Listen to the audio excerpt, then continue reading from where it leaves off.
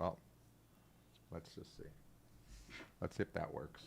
Okay, it I'm says live. you're live. Okay, so Let's you're see. live. It's good. Good on your end, Bogard. Rocio, ¿cómo estás? Joel, what's good? The Gothic Medellin podcast. Yeah. Yeah, we need more lights in here, but it's weird that this, actually, maybe I can increase the, no, I can't. I shouldn't do that live. Increase the light temperature on the camera. Yeah, we need to increase the light. I mean, we could do it from the back, but I don't know how to do it real quick. There's a wheel normally, but none of these things work. Yeah. Okay, mine's about to start. Okay. All right. Yeah. All right. I see both of you I clearly. see everybody here. Yeah. All Cool. right. Oh my God, it's gothic as fuck. Yeah, it is I pretty see shit. pretty dark. Where's the floodlight? Someone turned their car on. Well, if we turn this on, it might Okay, that's better. Oh It'll my. blind us, but Okay, that's better. How does it look? Let's see. Then we got the live stream / rave. Got the rave party.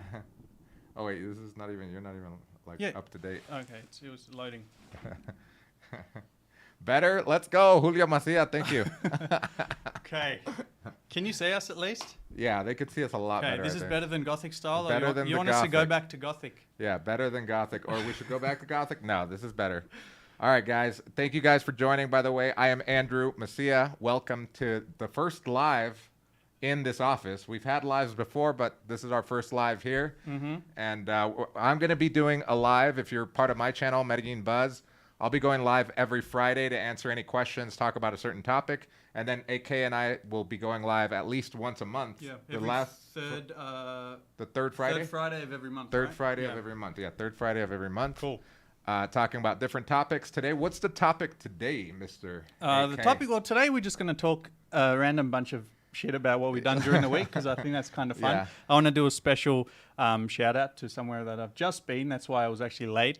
But the actual topic of Yeah, today... you got a fresh cut. I got a fresh cut. Yeah, I got have a- mine on Thursday. I was rocking the long hair for a while, but Yeah. yeah, it wasn't working. So today we're going to talk about the 5 biggest mistakes that foreigners make when they come to Medellin. There's 5 probably mistakes. 50 mistakes, but There are a lot of mistakes. we're just going to yeah. talk about the 5 biggest Yeah. ones. You want to say hi to some of the people that are saying hi to you? Yeah. There's your chat right there. Okay, DJ Muñeco. I like your name.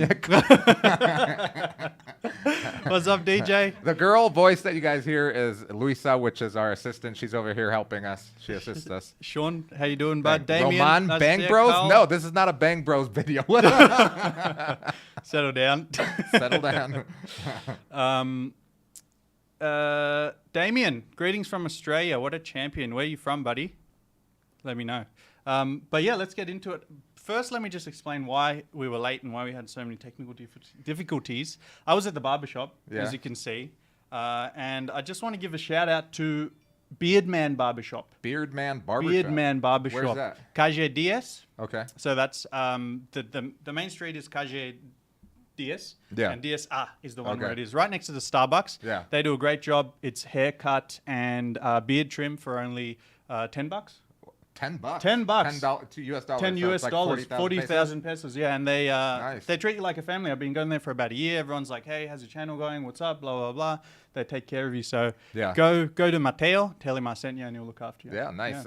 Yeah. Shout out to LaFond. LaFond sells these shirts, and they're pretty awesome. I Yeah, love these he's a shirts. nice guy too. Yeah, he's a Yeah. good guy, yeah. I love giving shout outs to local businesses because, as you would know, it's going to sound a bit harsh, but many of them are shit house. Yeah. Like the service is not good here. So when someone actually gives good service, Good I really service, like yeah. to help them out because Yeah. they're trying, and that's how business should be done. You know? Yeah, I agree. So Joel says that I got this cast from lifting too many beers. No, this was a basketball accident, a freak accident. Yeah. What happened? Tell us. So I went up for a rebound and I bumped someone, and when I fell, instead of falling with my arm, my hands out like this, this one was closed, Oh. and I literally basically punched the concrete Wow. with my knuckle, and it fractured it. It was a minor fracture, but it did require surgery. So. You crunched it basically. But that was like my first experience with the Colombia healthcare system, and I have a really good healthcare plan. So when I got there to the emergency room, I got treated pretty quickly, and then I got the date for the surgery. Literally like 5 days later, everything was fixed. So I get this off in November 2nd. So it was pretty easy, and like the facility is great. The staff are awesome. During my surgery, so there was local anesthesia.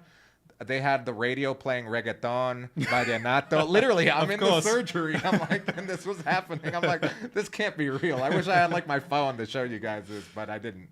Funny story in contrast to that. So you hurt your hand in Colombia. You have insurance, and in 5 days you had surgery, right? Yeah. A mate of mine, I left Australia in 2019. A month after I left, we played on the same basketball team together, and he did his ACL. Yeah. He's getting surgery in 2 weeks. Dang. Really? Public healthcare, 4 years. Wow. 4.5 years he was waiting on the list. Oh my god. Because it got pushed back because of COVID and all that stuff. That is insane. 4.5 years. So he wasn't able to play sport for 4.5 years. It might already have like attached itself normally. And he was already 30, so he's gone 30 to 35, Wow. basically cooked me, so. Yeah. So guys, if you guys have any questions about living in Medellin, buying property out here, you've seen our videos. We've basically done it all here, started businesses. We also started a nonprofit organization here. So whatever questions you may have about living here, feel free to ask them in the live. Yep. We're also going to go over the 5 biggest mistakes that people make when they come here to live here. I've got a pretty big one, but I don't know how you want to start that. I have my list actually. Yeah. Let's have a look. Oh, my chat's here. Cool. Guys, we'll get to your questions. Andy, do you just want to read a couple of these while I get the little list that I made? Okay. Yeah. So Bogart says, Andrew, when do you chat start? Is it this? Yes, this is it, Bogart. If you have questions, you have a question about Airbnb arbitrage. Is it still profitable, or is it the market oversaturated? Number one, yes, it is still profitable. The market has it started to catch up with the demand. A couple years ago, the demand was low, so the yearly yield for me was about 25% to 20% ROI. Now it's gone down to about 15%, but it's still profitable, especially in areas like El Poblado and Laureles. I think Laureles might be the next hot spot, or will probably be the next hot spot because of all the attention it's getting from that new article by Time Out magazine, where it voted it the number one. What the number one coolest city in coolest the world. neighborhood in the world. Coolest neighborhood in the world by Time Out magazine. I don't know if you guys seen that. Just Google Time Out magazine Laureles, and you'll see it. For all of you that are subscribed to our newsletter, I'll send an actual in the newsletter email we about sent this the link, yesterday with the link and explanation. Yeah. So that Time Out magazine was the same magazine that did the report as Medellin being the most innovative city in the world in 2017, I think it was, and that's what really launched tourism to Medellin these few years. Laureles is probably going to see an influx of people coming into it. Hopefully in a good way. So that might be another next hot spot. But again, the market, I guess the supply of apartments are catching up to the demand. So prices have gone down, but the yield is still way over 8%, which is like the usual. 8% is good yearly yield. So I hope that answers your question. Should we get some more questions before we get into the... Yeah, let's answer some more questions. I have some... You have one, and I'll answer some of mine. Yeah, so I don't know how you want to approach this one, but Ironman 007 says, could you please do a video on taxes? Ironman? Yeah, Ironman 007. Could you please do a video on taxes in Colombia? Property, income, sales, wealth. Is there local and federal? Oh, yes. The answer is yes. Tax is a very in-depth video. We cover it in our masterclass. Yeah. I think things a bit more in-depth and very pertinent to saving money, making money, and losing money is better kept there, where we deal with the professionals. The biggest thing to know, though... The only one thing to know, is that the 180 days, 183 days, right? So if you stay in Colombia for 183 days in any 365-day period, right? So that doesn't reset every calendar year. That could be like you come today and you spend 183 days and then you leave. Then you're considered a tax resident, right? Yeah. So even if you're just on a tourist visa, even if you're but you stay here 183 days within the 365-day period, you are liable to declare taxes. It's not necessarily pay, but you're liable to declare taxes, and they want you to declare, and I say they want you to declare your global income, like in the United States, if you're a citizen there or a tax resident there. Yep. So it's the same here. So taxes are very important. Another big thing, other than the 183 days here, is that personal income tax here could be up to 35%. It depends on how much income you claim, and obviously your expenses. It could be up to 35%, which is pretty high. I mean, it's like California rates basically, but again, you want to contact a tax professional to help you do that. Yeah, but the reason for that is the high rates is that not just because they want to charge everyone in Colombia, is because the brackets are much lower, right? Like in Australia and California, if you're in the high bracket, you pay a lot of tax. But here, our earnings for like maybe medium is in their very high bracket. Yeah, so. And Roman brings up a very good point. Roman E says, "What's up, Roman? How you doing?" He says, "Dian has no way to track that the DIAN, which is the IRS in Colombia, has no way to track that if you never touch the Colombian bank system." Exactly. That's actually true, and it's even more true even if you do have a Colombian bank account. They have really no way to track because they don't share this information in the United States doesn't share information with Colombia. So even if you do have a bank account here, but you have business and bank accounts in other countries, it's very not likely that they're going to know that. But again, we're not tax professionals. Let's not talk too much Let's about not that talk on the about live stream. You got to go talk to your tax accountant for sure. Or come and check out our masterclass. We've got the whole tax module in there. Yeah. And we work with our tax accountants there. Yeah. So, by the way, guys, don't forget, please hit the like button. Definitely helps the stream. Like I said, we're going to be doing these regularly. So if you hit the like button, more people will join, have more questions, hopefully more banter. Yeah, let's get to it, all right? Number one. Yeah, so number one, biggest mistake people make when they come and live in Medellin. Yeah, I want to just tie this into the email that I sent yesterday to our newsletter. And I said that one of the biggest mistakes is that people come to Poblado, to come to Medellin, they stay in Poblado, and they just stay in Poblado for like 2 weeks, and they're like, wow, this is Medellin, and they go home. They don't experience anything else, and therefore they never get a real understanding of real Medellin, right? Because Poblado is not a great representation of the whole encompassing city, would you say? Yeah. Poblado is like a bubble, basically. And if you stay in El Poblado, you're not going to understand Medellin or even Colombia as a whole. So definitely want to venture. I mean, I think Poblado, like you've said it before, El Poblado is definitely a good way to wean yourself into Colombia if it's your first time in Colombia. It's a good way to get your bearings, I guess, or feet on the ground. Exactly. But then once you're here for a couple weeks or maybe a month in El Poblado, maybe venture out into the new different neighborhoods. Yeah. Poblado is like a taste test, right? Yeah, it is. But after that, if you really want to get deep into the Colombian culture, meet some more people who live, the everyday Colombian life, then you want to move into other neighborhoods like Laureles, Belén, Envigado, Centro. El Centro, for the most adventurous. I lived in El Centro for 1.5 years, and I loved it. Apart from living in Manila and El Poblado here, my second favorite place to live in the 7 different neighborhoods that I've lived in here over the 13 years that I've been here is downtown. I lived in Las Torres de Bombona, and it's like a little city within a city there. Yeah. It's so awesome.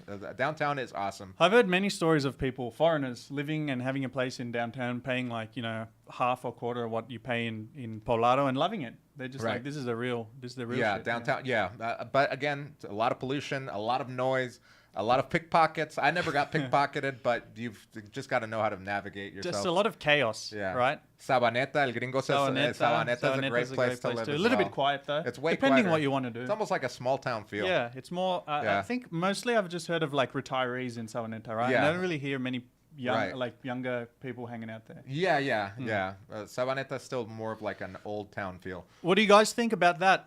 Mistake number one, have you come to Medellin and only stayed in Poblado, or have you ventured and experienced some other cities? And did you actually understand that, oh, wow, there's much more than Poblado? I was missing out so much before because I only thought Poblado. Yeah, Poblado. Yeah, if you just stay in Poblado. Yeah, so when I first got here, like a lot of you guys know my story. When I first got here, I was broke. I had just been deported. So I couldn't live in El Poblado. Yeah. I couldn't afford living in El Poblado. No. So I lived in Floresta. I lived in Calasanz. I lived in downtown. I lived in Laureles. I never lived in Belén, but I always liked going to Belén, El Parque de Belén and stuff because I had friends that lived there. So, learning the different neighborhoods and also how to get around in the city using the buses, not just going taxi and Uber all the time, was really fun for me. Yeah, it was like, that's a real experience. It's like a real on adventure. The ground. Yeah, getting on the metro at rush hour. It's not fun all the time, but I have seen in the last maybe 6 months to year a big anti-Poblado movement happening Yeah. as well, right? Have you seen that? Like a lot of our students actually said, guys, They I don't wanna don't want to live in live there. in Poblado. I don't Yeah. want to do that. Yeah, because it's people that have already been here and Yeah. experienced that, and they're like, they know that that's not the real Medellin. They want to experience something more cultural, more local. So they want to, instead of living in a high rise in El Poblado on the hills where Yeah. you don't even know your neighbors, Yeah. you can live in a neighborhood like La Castellana or anywhere in Laureles, Belén. Even in Manila is more of a neighborhood than most of the hills here in Yeah, El Poblado, where definitely. you actually know all your neighbors. Where do you live? Manila. Too. Yeah, she lives qué in rico. Manila. Yeah. Roman says, I lived everywhere. Poblado is the only place I can sleep. Too much noise all the time. Yeah, that could be true. In Yeah. like some of the little neighborhoods, especially if you're near a big I live next highway. to the main street in Yeah. Laureles. Yeah, then the you noise probably get annoyed. 24/7 all the time. Just get used to it after all. But that being said, you move like 3 streets back, dead quiet. Yeah. So it's really dependent on where you actually Yeah. live. It's not like Yeah. all the areas. Yeah, are very- anybody else said that they've lived anywhere? Well, someone said that El Centro, not exactly a tourist favorite. Yeah, it's not a tourist destination, generally. Rafael here, he's actually Colombian. Rafael, what's up, bro? What's up? He said Torres de Bombona is great. Bombona, yeah. Yeah. So, Great area, yeah. yep. Oh, here we CBL Daddy's got a good question. Is true crime goes up near Christmas? Crime does go Yeah. up near Christmas. Robbers need to get gifts for their children too. Robert's got families too. Yeah, they got isn't families. it 'cause- It does, and people have more money too. This is one of the things that a lot of people don't know. When you're doing business here, if you own a business or you're an employee here, if you're a salaried employee, you're entitled to 2 bonuses a year, one in August and one in December, and they pay you your salary times 2. So Okay. that's the bonus. That'll do it. So every year, as an employer, I have to give my salaried employees what is called the la prima, which is the bonus. And so people have more money. So obviously, robbers know if you're coming home from work, you might have gotten that a bonus in cash if maybe you're not a salaried employee. Because I remember when I wasn't a salaried employee, I was an English teacher in downtown. They'd give us our money in cash, and I'd have to put it in my sock. I'd have to put it in my underwear and run home.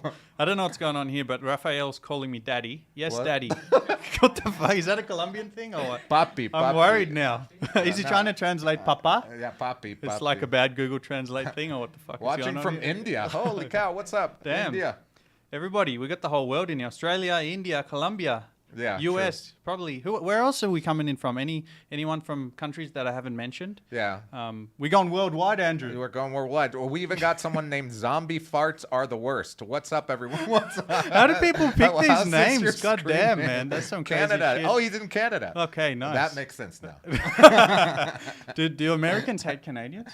Do Americans hate Canadians? Oh, it's No. just Canadians hate Americans, right? I think there's hate on both sides. Okay. I always saw Canada. I always saw Canada as an awesome place because they have hockey, they have their own sport basically, and on top of that, they're and just some more, other shit, right? Curling, like a curling. broomstick. Yeah, with a yeah. They sweep like Sweep. the ice. Yeah, that's sweep, like Yeah, ice sweeping. ice sweeping. But Canada, I always saw as like they're tough because they have like a winter of like 9 months. They're crazy. Yeah, I could that's never. That's cold too ass cold, man. weather. Hell no. Crazy. Here in Medellin, we have to turn on the air conditioning here because it's so hot right now.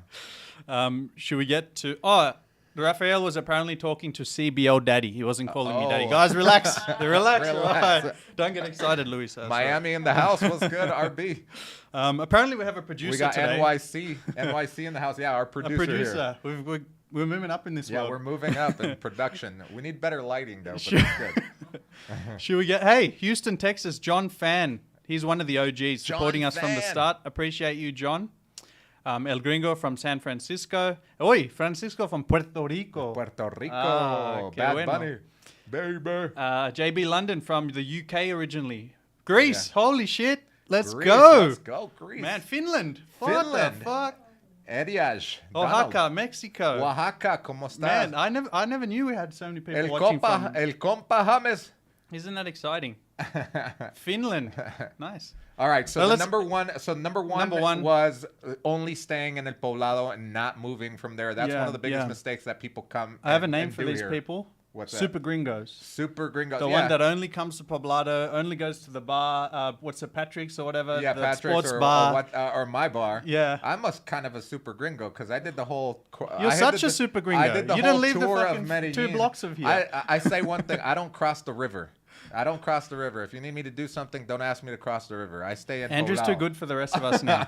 You gotta be I like can't- me, living in the. How am I gonna? You gotta live in the streets, bro. I walk with my Rolex and my big gold chain with my daughter's name on it. I don't have a daughter, but no, I don't do that. Don't do that. That's a number 2 That's big a horrible, mistake. yeah. You know, some days, Andrew, being that I don't like Poblado, but you know that. But being that I don't come to Poblado much, I'll go weeks without seeing any foreigner except myself in the mirror. All right. Yeah. Did you know that? You go weeks without Seeing a foreigner. Belén, Laureles, I didn't see no one. Yeah. Here I see one every day, Yeah. but I like it. This is what I like to do. I didn't see that there's a difference between some people that come here to escape the United States. I came here because I was Deported. I was kicked out of the United Yeah, States. yeah. I didn't want to escape. I want to go back. I wanted to live there, but I can't. So I have my little United States here in Calle 10. What's up, He's Boston? from CBO Daddy's from Iraq. From Iraq. Iraq in Originally the from house. Iraq. But you live in San Diego, right, Oh, bro? San Diego. Yeah, but New he's Jersey originally was from good. Iraq. Boston was We got good. the whole world representing Medellin right Jamie now. Gorman Love it. says North Carolina. Thanks for not being another sleazy Medellin channel. We'll get there though. I'm just Andrew kidding. tried, but I had to talk him out of it. All right, so you can thank me for that I actually wanted to have a drink, Andrew's but like- it's 11:30 in the morning, so maybe I still have to go to the gym. I still have to do work. Hey, don't lie. You don't go to the gym. I do go to the Oh, gym. you do? Yeah. Does well, he go to the gym? Yeah. I was just Yeah. talking about. Okay. Yeah. cool. I can't do any lifting, but Okay. I have to do the. Andrew the sent me machine. a voice message 2 nights ago, and it was like. Yeah. At like 9 p.m. I was like, bro, are you in the club? It's like Wednesday night. What the fuck are you doing?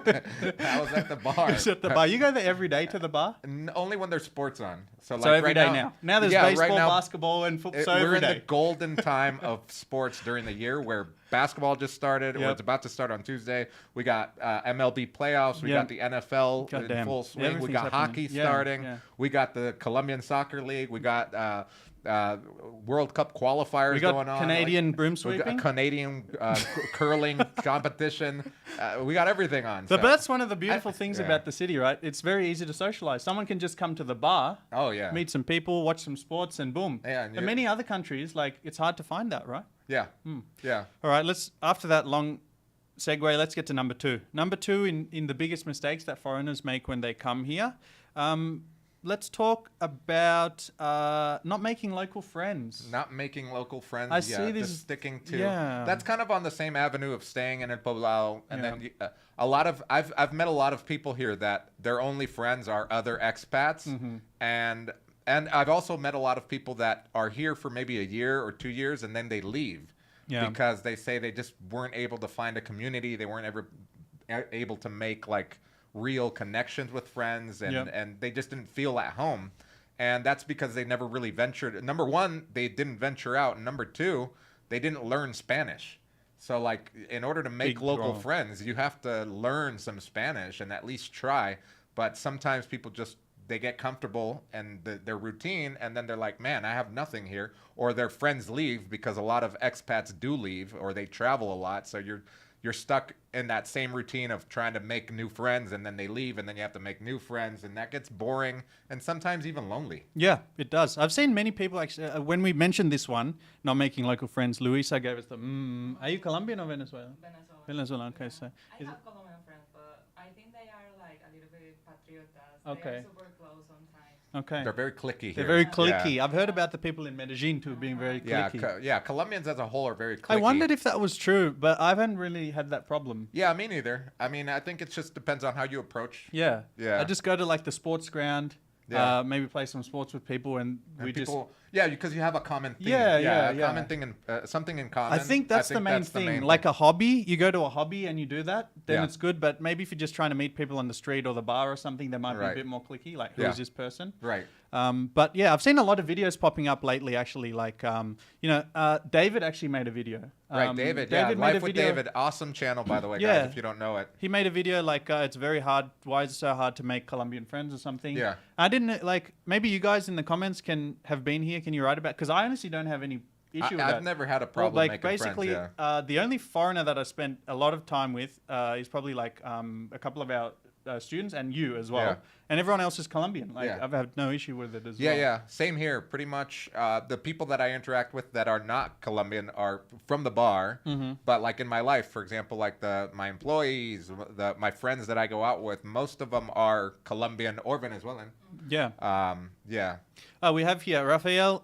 But guys, if you see Rafael commenting, he is a local paisa. He's born and raised here. He owns a flower shop in Medellin. So he's saying, he says that it's not easy to make local friends, to be honest. Paisa culture is very closed. You need to find a hobby or something and go socialize there. Yeah, Yeah. so that's exactly what we're saying. So we mentioned this in a lot of videos, actually. So just think about what you like. Basically, everything available is available in this city, from board games to sports to hiking. We have a little chess club. If you play chess and come through, hit us up. Yeah. We used to do weekly chess. But things, our chess organizer's gone. Yeah, our chess organizer's gone. He's gone to. So we need he's to in- reorganize that. Yeah, we need to reorganize. Roman says that my favorite hobby is fase dos. All right, Roman. Yeah, here we go. Roman's lost a plot. He's the same guy that asked if this was a bang Bang Bros. Holy fuck. Mine's in the gutter, Roman. T-Mac says that he's never had a hard time making Colombian friends. They're very appreciative when you invite their family members over to socialize. Yeah, I think honestly, they're very curious, especially being from a different country. They want to know about you. They want to learn about your life. They want to get like an outside perspective. Yeah, true. It's been good for me. Yeah, it's pretty easy. Yeah, as long as you try, I think you're good. As long as you buy drinks, you're making a lot of friends. And often I don't even have to try. Like, I'm from Australia. Australians are very closed as well. We're very cliquey, right? Yeah. Like, unless you meet someone 2, 3, 4 times, you're not really going to invite them out. But here in Medellin, I've just been talking to someone once, and they're like, take my number, let's do this, let's do that. And they're like, whether or not they follow up is one question, but they're very more likely to meet up with you and initiate that meeting, you know? Yeah. So. Yeah, so that's the biggest mistake. Number 2 is not making local friends. Yeah. Yeah. But what's the problem with that local friends? You said, like, if you don't have local friends, why can't I just hang out with other Americans here? That's cool, right? Yeah, I mean, you can, but I mean, again, you don't get the full feel for Colombian culture, and then you think that every Colombian is weird or they're gold diggers out here, and I see it all, like people that just stay in their little bubble of like expat or whatever, and their little community. They then have like a skewed. It's like almost like, why the heck are you even here if you have this weird outlook on Colombian and Colombians because you haven't infiltrated the culture, and you don't understand it. You're looking at it like almost as if you were living in the U.S. looking outside in, but you're living here. It makes no sense to me. But you know how many people I see on these expat forums? They've lived here for like 5 years, and they're like, "I hate Colombians." Yeah. What the fuck are you doing here? Yeah. Like, why would you live here? It's stupid, right? Yeah. So yeah. For example, Backlink says he's been here a week in Colombia and already has a ton of friends. Yeah, dude, not hard. Didn't even have to try. Yeah. Don't just walk around, smile at people, be friendly, be nice. It's Yeah. not Be that friendly. hard. Be nice. Yeah, don't Yeah. be walking around like you're better than everyone. Yeah, and don't go around buying things. I was just kidding about that. I mean, you don't need to do that, you know, like just, inviting people to things and stuff like that, because then you become the marrano. The marrano. And you don't want to be the marrano. Yeah. You don't want to be the pig everyone eats off The of. marrano, also called the ATM. The ATM, yeah, the human ATM.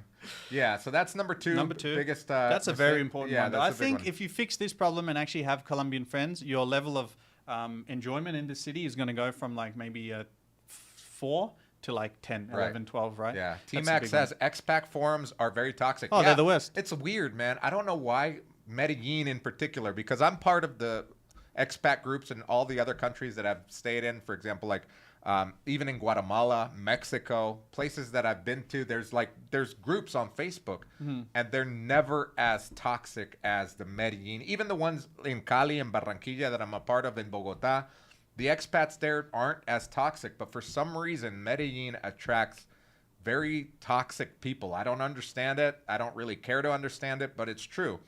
I think you know why. I don't know why. Why? I think it's just the history of the city and what it offers to some people. A large percentage of the vacationers here and expats here come for less desirable or not so wholesome reasons. That could be That's true. why, yeah, yeah. because it's been toxic even before Facebook was a thing. Yeah. Facebook groups were a thing back in 2010 and before 2010. There was a forum, an actual forum called Poor But Happy, ran by a Dutch guy, and it was super famous for people traveling to Colombia. But it got so toxic, and he got so many threats that he had to shut it down. Wow. And many people have done that. Even like other popular blogs and stuff like that, where they had to shut down because it got so toxic. Yeah. And those people left. Even the on country. YouTube, like every day I got to block like 5 people because everyone's just fucking Yeah. so negative. Yeah, I'm toxic. No, I'm just kidding. I try not to be toxic, but You're people, toxic in relationships. Yeah, people know. There's stupid, man. It's Get like toxic. keyboard warriors. Yeah. You know, there's a lot of keyboard warriors. I'm not afraid to tell you where I live. Come down and Yeah, you know that you'll was get crazy. handled. Do you know one of the most craziest things that I noticed about you in our early days of our friendship? What? I was like, this guy's crazy as hell. Remember when I was getting death threats like every video? Yeah. And I told you, dude, is this real? What do I do? You're like, nah, fuck them. They sent it to me once. I told them my address. I said 5 p.m. Let's go, and they never showed up. It's like, this guy is crazy. What the hell is going on? You can't have fear, man. You can't live your life in fear. Imagine living your life in fear, and that would suck. And most of these people are keyboard warriors. Yeah. They're, like someone that really wants to hurt you, they're not going to send you a message on frickin' YouTube. They're just gonna come and kill you. They're just going to wait for you Yeah. because Yeah. they'll find a way. If someone really wants to hurt you, so it's just you gotta be smarter than them. All right, so Number 3. yeah, number 3. Number 3 mistake is living in the wrong areas. And this one is a little bit different to what we talk about never venturing out of Poblado. This one could be as simple as not doing your research well and then maybe booking a place and living in, let's say, Sabaneta. Right. And then feeling isolated, right? You've heard of many of these stories Yeah. because some areas are not so welcoming for new tourists as other areas, right? Can you explain that a bit, Andy? Yeah, welcoming. I wouldn't say welcoming. I would say maybe catered to what a that's the right tourist word, what yeah. a tourist wants to do Yeah. here in Colombia. For example, if it's your first time, but you want to save on money and you decide that you want to live and you rent out an Airbnb. I met someone at the bar actually that did this. He got an Airbnb in Robledo, and I'm like, Robledo's so far. They have Airbnbs over Yeah, they have there? Airbnbs, Oh, okay. but it's like super cheap. He got like a whole house for Yeah. like $300 a month. Yeah. It's like a 2-story house that he rented out with like 5 different bedrooms and stuff and a big view. Probably super cheap It as was well. super great view and stuff, but he said, man, it sucked because there was nothing to do there. Yeah. It's like this little neighborhood that was like not. He said it was cool in the sense that he really got the immersion of like Colombian culture living in an estrato 3, which is low income neighborhood, Yeah. or a lower income neighborhood. So he got that immersion, but when he wanted to do something at night and stuff, he didn't really feel, that welcomed, because people were working class. They're there to work and they live there and there's not a lot of going on. Probably not There's going to be able to connect with them that Yeah, much, there's right? no bars, there's no restaurants, Yeah. or there's very little. You have to travel a long way to get to something. So he made that mistake, so he was there for a month and then changed to Laureles, where he said it was way better for him. So yeah, booking just based on was trying to save money into a neighborhood, you should probably research the neighborhood first, right? Yeah. Before we get into the next two, right, let's take some questions. Guys, we're going to have a little break so we can answer all your questions. But let's address some comments here. Raphael, spitting the truth. He said, I have a quote. Medellin is the closest you can be to heaven and hell at the same time. Okay. That's very poetic, but it makes a lot of sense, right? Yeah. Wow, that's crazy. We're getting too deep for 11:40 a.m., Yeah. Raphael. I can't think. My brain's not turned on this well to think this deeply about Yeah. issues. T-Max said, I lived in South Central Los Angeles during the mid-'80s. God damn. He said, Medellin does not seem that dangerous to me. It's just like any big city that has rules and culture that must be respected. Right. Yeah. Yeah. Daniel says that Medellin attracts sexpats. Yeah, I think it's true, but also the Philippines, Thailand, Vietnam, and those groups aren't as toxic Yeah. as the Medellin groups. I Yeah. don't know what it is. Apart from that, yeah, you get those people, but you also some really bored retirees. Yeah. That are toxic. Got another comment from the yeah. ABX girl. The ABX girl was good. I hope the Passport Bros movement doesn't ruin Americans wanting to live in Colombia. I have a retirement visa relative there, and she loves the family atmosphere and feels safer than in the U.S. Yeah, I don't think we have to worry about the passport bro movement. I mean, it's a very small group of incels, in my opinion, that aren't really going to make a huge difference. Like, I've seen their videos, and I think that if someone is coming to a different country, whether it's Colombia or anywhere in the world, and are actually looking for something positive, not just, sex, not just to exploit, but to actually become part of the community and become part of the culture, etc., that's great. I don't agree with their opinions about women and shit and whatever. That's their thing. But again, I think it's such a small group. It's not even visible in Medellin. Yeah. Even within the expat community, it's not even visible. So it sounds like a huge movement because there's a so lot many of videos. Yeah. There's a lot of videos. There's a lot of social media around it. But in reality, it's pretty much a small group of, insecure men that want to feel secure, which is okay. If that's how you feel and you're coming to a country to provide something good, invest, build a family or whatever, that's amazing. But whatever. But I don't think you have to worry about that. I think the reason that we are so aware of it is that isn't there an old saying that goes something like the most empty pot makes the most noise or something? Yeah. Yeah, it's because they're just broadcasting all over YouTube. You don't see the video of the guy who just came here, had a nice week, eating some good food and going home. Exactly. But the guy who chased 50 women and this and that, and then you see a lot of videos, right? Yeah, yeah. But one thing I've actually noticed is a lot of these passport bros are now leaving Colombia because they can't get the submissive type of women that they're after. That's weird. Passport bro thing is like they don't want a woman to talk back. They want this traditional relationship kind of thing. They gotta go So they're moving to Asia. date an Eskimo? They're all moving to Asia now because they're coming to Colombia. And you know about Latinas, can be fiery. They don't take any shit. Luisa, you probably know. And they come here. Luisa doesn't know anything about that. They come here and they try to find these women, and then they're shocked because then they're getting some Latina flavor, some Latina anger, and they're like, fuck this, I'm out. Yeah. I'm going to Asia. One guy told me he's going to Saudi Arabia to find women who are more submissive. So that's the type of people we're dealing with. That is weird. Yeah, that's weird. Why doesn't Luisa know? What she knows. Okay. Yeah. What's up, Elizar? Elizar said, I heard someone speaking English in my neighborhood yesterday, and I was shocked. Dang, that is shocking. Daniel, what's up, Daniel? What's your neighborhood, Elisa? Yeah, Can you give us some context? Are you like? Were you in Los Angeles? Because then I'd be shocked. Yeah, in Hialeah, in Hialeah, and near Miami. That's all Dominicans and Cubans there. Abigail says, has DC Rob? Who's DC Rob? I know DC. He Rob. makes videos every day. He's like a news guy. Yeah, news guy. Yeah, he basically awesome takes the Colombian news and translates to English, right? Yeah. Yeah.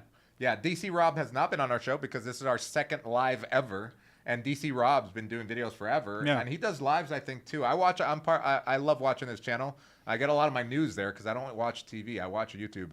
He's great. Elizar lives in Envigado. Oh, that makes sense. Envigado, there's hardly any people speaking. Great place to live, yeah. Let's get to what some people are saying over here. We got Medellin. El Gringo is saying, Medellin, you always have to think first. Apply common sense and you won't typically have issues. 100% true. 100%. The only problem is common sense is not common to many people. Yeah. Daniel says, Bogota doesn't have a lot of the issues Medellin has. The only thing is the weather that sucks. Whoever doesn't like the cold. Well, it's not only the weather, but remember that Bogota has almost 10 million people in there. So you're going to have a lot other issues. Of course, crime is going to be higher. You've got more people, more poverty, more crime.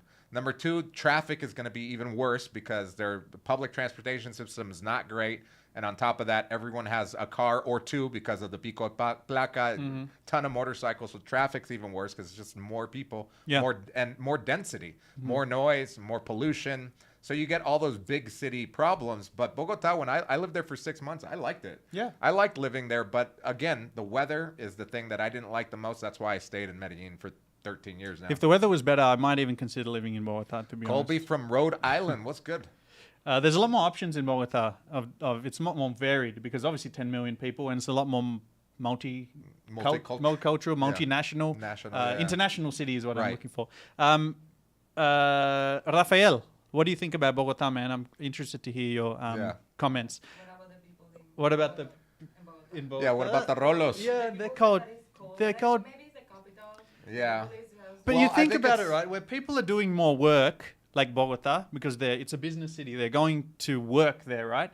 They're less likely to be talking to people in the street and whatever. Yeah. But if you go to the coast, no one's doing fuck all work over there. Yeah. So they're just chilling, hanging, but they're much more likely wanna to talk party. to you. No. Costanitas all day. Yeah, costanitas all day. Yeah, they're just drinking, But, chilling. You're but like, it's "What the also relative. So, for example, if you grow up, for example, like in Venezuela, or you grow up in Medellin or in La Costa, and then you go to Bogota, you feel people are cold Yeah. and they're less sociable. Yeah. But if you grow up in the United States, in Los Angeles, California, and when I got to Bogota, I'm like, what are people talking about? These are the nicest people in the world. Compared to Los Angeles, I knew all my neighbors when I lived there. I talked to everybody. Everybody was nice. When I'd go out, people were nice. But yeah, if I compare Bogotanos or Bogota culture to the Paisa culture, yeah, Paisas are way more friendly. Yeah. But it's all relative, right? That's true. Rafael says Bogota is good for business, not so good for living. It's more crime. I have heard there's more crime. Yeah, there's more crime. You Yeah, got. yeah. I mean, right now, Bogota has a big problem with druggings, and it's not druggings of foreigners; it's druggings of the own Colombians. Like dating, drugging? Drug No, and like rob? literally, like in Colombia. What is it? Like- It's 2,000 druggings a year. So in Bogota, Like that's not drugged even and out robbed. Colombia, like Escopolamina. Oh, wow. Yeah, I was just watching a local news report on YouTube about that because there was and they had video of and it's a working class neighborhood, Kennedy, which Okay. is a very popular neighborhood in It's called Bogota. Kennedy? Kennedy, yeah. And yeah, I have a cousin that lives there, and they showed like it's a regular bar, and the guy goes to the bathroom, leaves his beer out there. A lady, like Oh. it wasn't even like a lady trying to seduce him or anything. Yeah. It was just another patron. Okay. Drops the drugs in there Oof. and takes and goes back to his house. It's crazy. Taxi comes and clears out, and you could see this all on video. Yeah. Taking all of the furniture and everything, all of the electronics. That's yeah, rough. it was bad. That's crazy. We got Sean here saying that every video I see seems to only have 20 and 30-year-olds. We're the middle-aged old people. We got Andrew right I'm here. a middle-aged old person. I'm 42 How old- years how much old. older than this I'm you want? 42 years old. What do you think? I could tell. I'm a boomer, basically. No, but yeah, you're right. And it's because the middle. So there are videos, and I've noticed that there are a few videos from older people that have that make YouTube videos, but they don't know how to make YouTube videos. Yeah. So they don't optimize their YouTube videos like we do. We've studied YouTube for what? 2 years. For at least 2 years, studied YouTube. Me too. I have a gaming channel where I've studied the algorithm, so now I know how to make videos. We know how to We're all- edit. We know how to use Photoshop, yeah, I know photography, the length video. of the video. I know Yeah. the thumbnail, what it's going to be, in order to get more than 1,000 people to look at it. So that's what's missing in that community. But there are channels that do cater to that. Yeah, Victor is from Berlin, and he loves both of us. Thank you, Victor. And he's looking for a remote job so he can move here. Hey, man, yesterday I spent all day editing, I think, one of my most useful videos for anyone looking for a remote job. Nice. I went step by step the different type of remote jobs you can get and how to get them. So that should be up sometime in the next 3 months or whatever. Right. So look out for that one. I'm very proud of that one. That's really going to help a lot of people. So Yeah. Yeah, Daniel says that Bogota is like two cities, the south and the north. People from the north never go to the center. Yeah, that is true. I lived in Suba and hardly ever left the north of Bogota because, number one, it's big and the traffic is horrible, and also it's safer in the north than it is in the south, for sure. Yeah, absolutely. Shall we get to Number one more 3. question? Okay. Raphael said, what do you think of foreigners that come to start business here? What advice would you give them?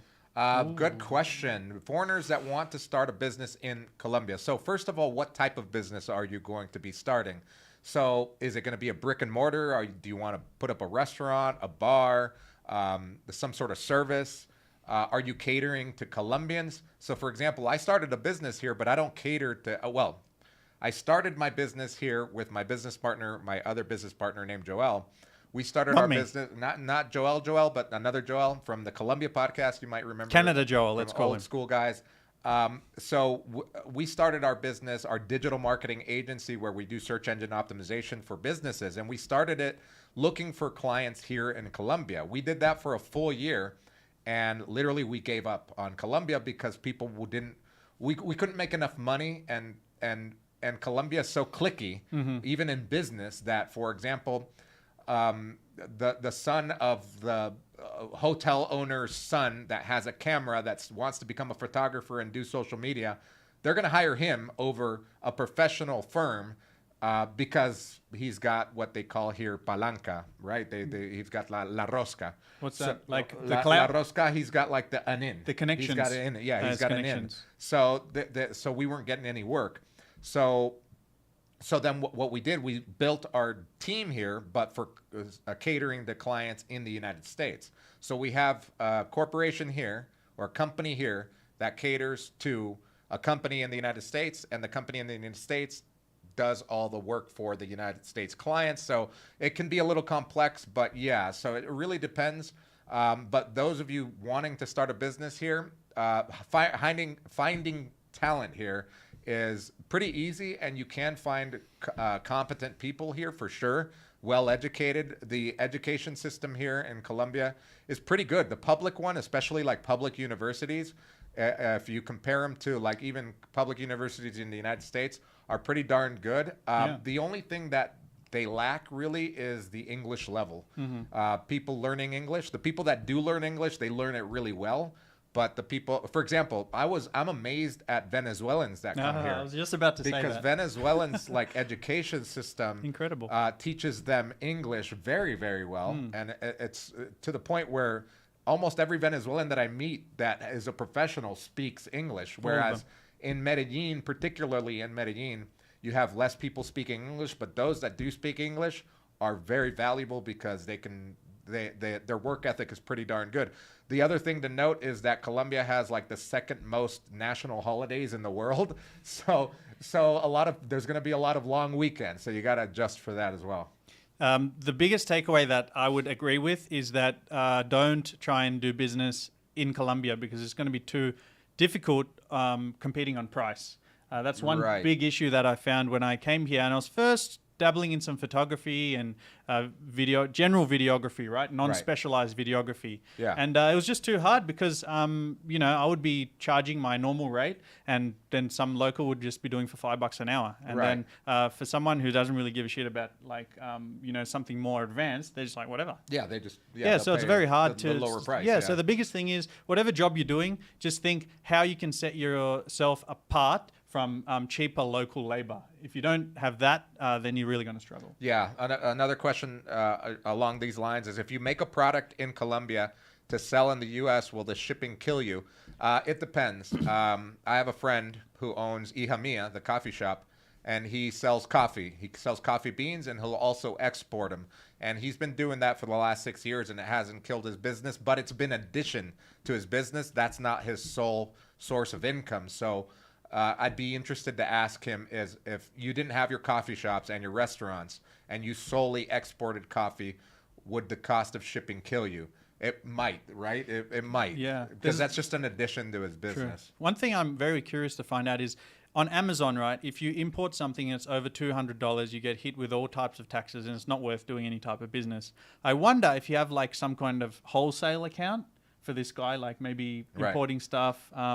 Does it cancel the import fees or what? I don't know. That's a good question. That's a good question. Yeah, I don't know because I don't export anything. I just do services over the internet. Okay. So for me, again, just to reiterate, doing business in Colombia has been mostly having my team here, catering to clients in the United States, and also buying apartments here and remodeling them, putting them on One Airbnb. thing I actually just remembered for Sean. Sean, this is a useful little bit for you. My girlfriend actually works as a designer, right? And her bosses, their company's based in North Carolina. They do like party shirts, like swimwear and stuff like that. And they all make it in a factory here in Medellin, and they sell in the US, and they're making a killing. Really? Yeah. So it's actually you can definitely do it. Okay. Yeah. So it's being done. It's being done. Yeah. So they love it here because obviously the cost is much lower, and the quality of producing clothing is really good in Medellin and Colombia. Yeah, that's so true. It can be done. There's some hope for you, buddy. That's a good one there. Yeah. Yeah. Amazon is good here. Yeah, Amazon is great here. But the question was, what if you have a product in Colombia and you're sending out of Colombia to other countries? Would the shipping cost kill your business? Yeah, I don't think so. I don't think so because it's being done already. Being done. But I don't have any experience in that, so I don't know what that is. So shall we get to the next one? Yeah, I have one. Yeah, go for it. So a big mistake that... Hang on, if anyone just joined in today, we're talking about the biggest mistakes that foreigners make when they come to Medellin and come to Colombia, Yeah. And just before you get into that, remember there's a super chat feature. How does that work? Oh, someone did super chat. Yeah, by someone. the way. Thanks. I didn't see who that Here, was, I'll but scroll thank up. you so much. Yeah, thank you for the super chat. That was Eric. Thanks for the super thank chat, you for man. the 199, Yeah, Eric, thanks. and the little cat emoji. Yeah, Let's go. cheers, man. If you want us to, we have a lot of people watching right now. If you want to thank us for streaming, or you just want your question to pop Be up with a highlighted, big color and us to answer it immediately, just make sure you can. Just remember, you can use the super chat feature. Yeah, and remember, any donations that we get or that I get on the Medellin Buzz channel, 10% of that goes to help Colombia. So it's not all profit and whatever. Okay, so let's go to the number 3 mistake that people make when coming. Number 4. We're number 3 or number 4? Producer. Number 4. All right, so number 4. I can do 4 here. Number 4. The number 4 mistake people make when coming and living in Colombia is a big mistake, and I think you've made this mistake. Yep. Is sending money to a Colombian bank account to pay for your expenses. So, for example, let's say you don't have a Colombian bank account, but you need to pay stuff, and you have a Colombian friend or a Colombian girlfriend or a family member or someone that does have a Colombian account, and you start sending them the money so that they can make the payments for you. I do this all the time. Yeah, so That's a mistake? That's a huge mistake because if you keep sending money, if you send them money, they're going to have to, and they report taxes, that's income. Oh, that's not my problem, though. That's not your problem, but it's a huge problem for the person. And I'm particularly talking about larger amounts. For example, if you're sending $10,000 to someone's bank account, they're going, and I've seen this happen because people need to buy something or pay a rent in advance, and they have a Colombian girlfriend or boyfriend, and they send them $5,000, $10,000 in advance. Guess what? They're going to have to report that as income, and that's a huge mistake. One of the biggest ones that I saw recently was someone that was buying a property, and they sent about $50,000 to a Colombian bank account to their girlfriend, and then the girlfriend's like, "Oh, I owe $5,000 in taxes." He's like, "What?" He didn't. Yeah, Colombia does have rules. Hey, T-Mac with the super chat. Let's go. T-Mac champion. Hey, before we get to T-Mac's question, yes, that is a good thing, and I realize that's a mistake now because my girlfriend, as of last month, has cut me off from sending any more funds to her bank account. She broke up with you. She's cut me off because too much money. She's like, wait, I've never heard of that happening. She said, a girl cutting you off because you sent her too much because she's money. going over the tax bracket, so I'm going to make her pay more tax. She's just on the limit, and she said, "Don't send me more fucking money because you're going to." So you got to go get your own account. So now I'm trying to open my own account. Okay, but I'll have some more. I already sent in my newsletter last week that I was working on that, but I'll have some more updates. As everything in Colombia, they told me, "Hey, we'll call you." I went on Friday. They said, "We'll call you on Monday with an update." And I had to call them today because I heard nothing. It's Friday, right? Friday. And I was like, "What's going on?" They're like, "Oh, we can't help you. You have to come to the branch." Branch. Like, okay. Okay. So I have an What does update. T-Mac Whatever happens. say? T-Mac says, "I would like to know where I can buy a good ribeye steak in Medellin or beef in general, not a restaurant, but a market." A market. What about like this Plaza Minorista? You're talking to two vegans. Yeah. First of all.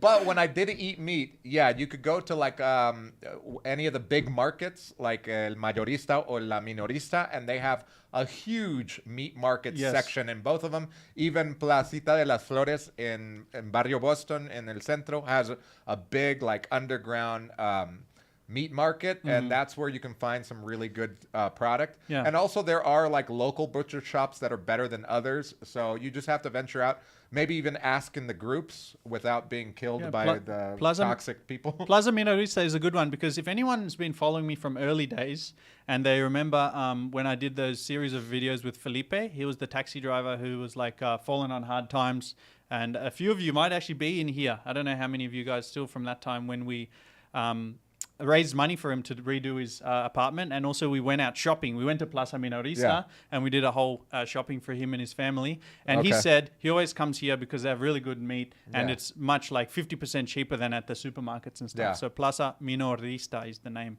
Can we type in here? Plaza America. Yeah, we can type. But you want to type there? Oh yeah, I'll type here. Yeah.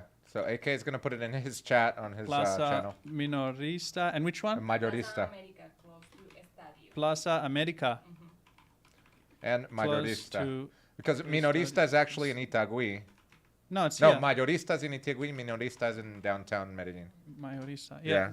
Minorista is close to here. It's in Yeah, Laureles it's in somewhere. Yeah, I pass it all Laureles, the time. Yeah. like going towards downtown. And it's quite the experience. Even if you don't want to go and buy a ribeye steak, you can just walk around and it's just fun. Yeah, yeah. A lot of crazy stuff. Yeah, I going love on. going there for fruits and vegetables are insane there. It's awesome. Yeah. Okay, so let's see what else we got here. You should talk about how mental health improves greatly for people coming here. More vitamin D because of sun, also walking more, less cortisol because of less stress. I give out a lot of vitamin D.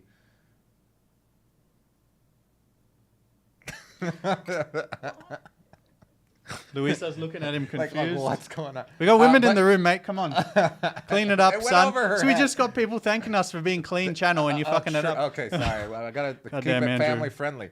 All right, so yeah, a lot of people talking about mental health improves in Colombia. I do agree with that. And I made a video where I talk about work-life balance improving when you come to Colombia. If you're working remotely, your work-life balance improves because your costs diminish. But a lot of people rebut that and say, well, it's good for you because you make dollars. But when I first got here, I had been freshly deported from the United States, and I got to Colombia. I had to work Colombian jobs. I worked at a call center. I worked as a English as a foreign language teacher for about 5 years in downtown here, and I had the Colombian work experience where I made Colombian wages, and my work-life balance and mental health I felt was better than that of the United States for a couple reasons that you mentioned. Yeah, you're out in the sun a lot because you're taking public transportation every day, so you're out and moving. That's number one.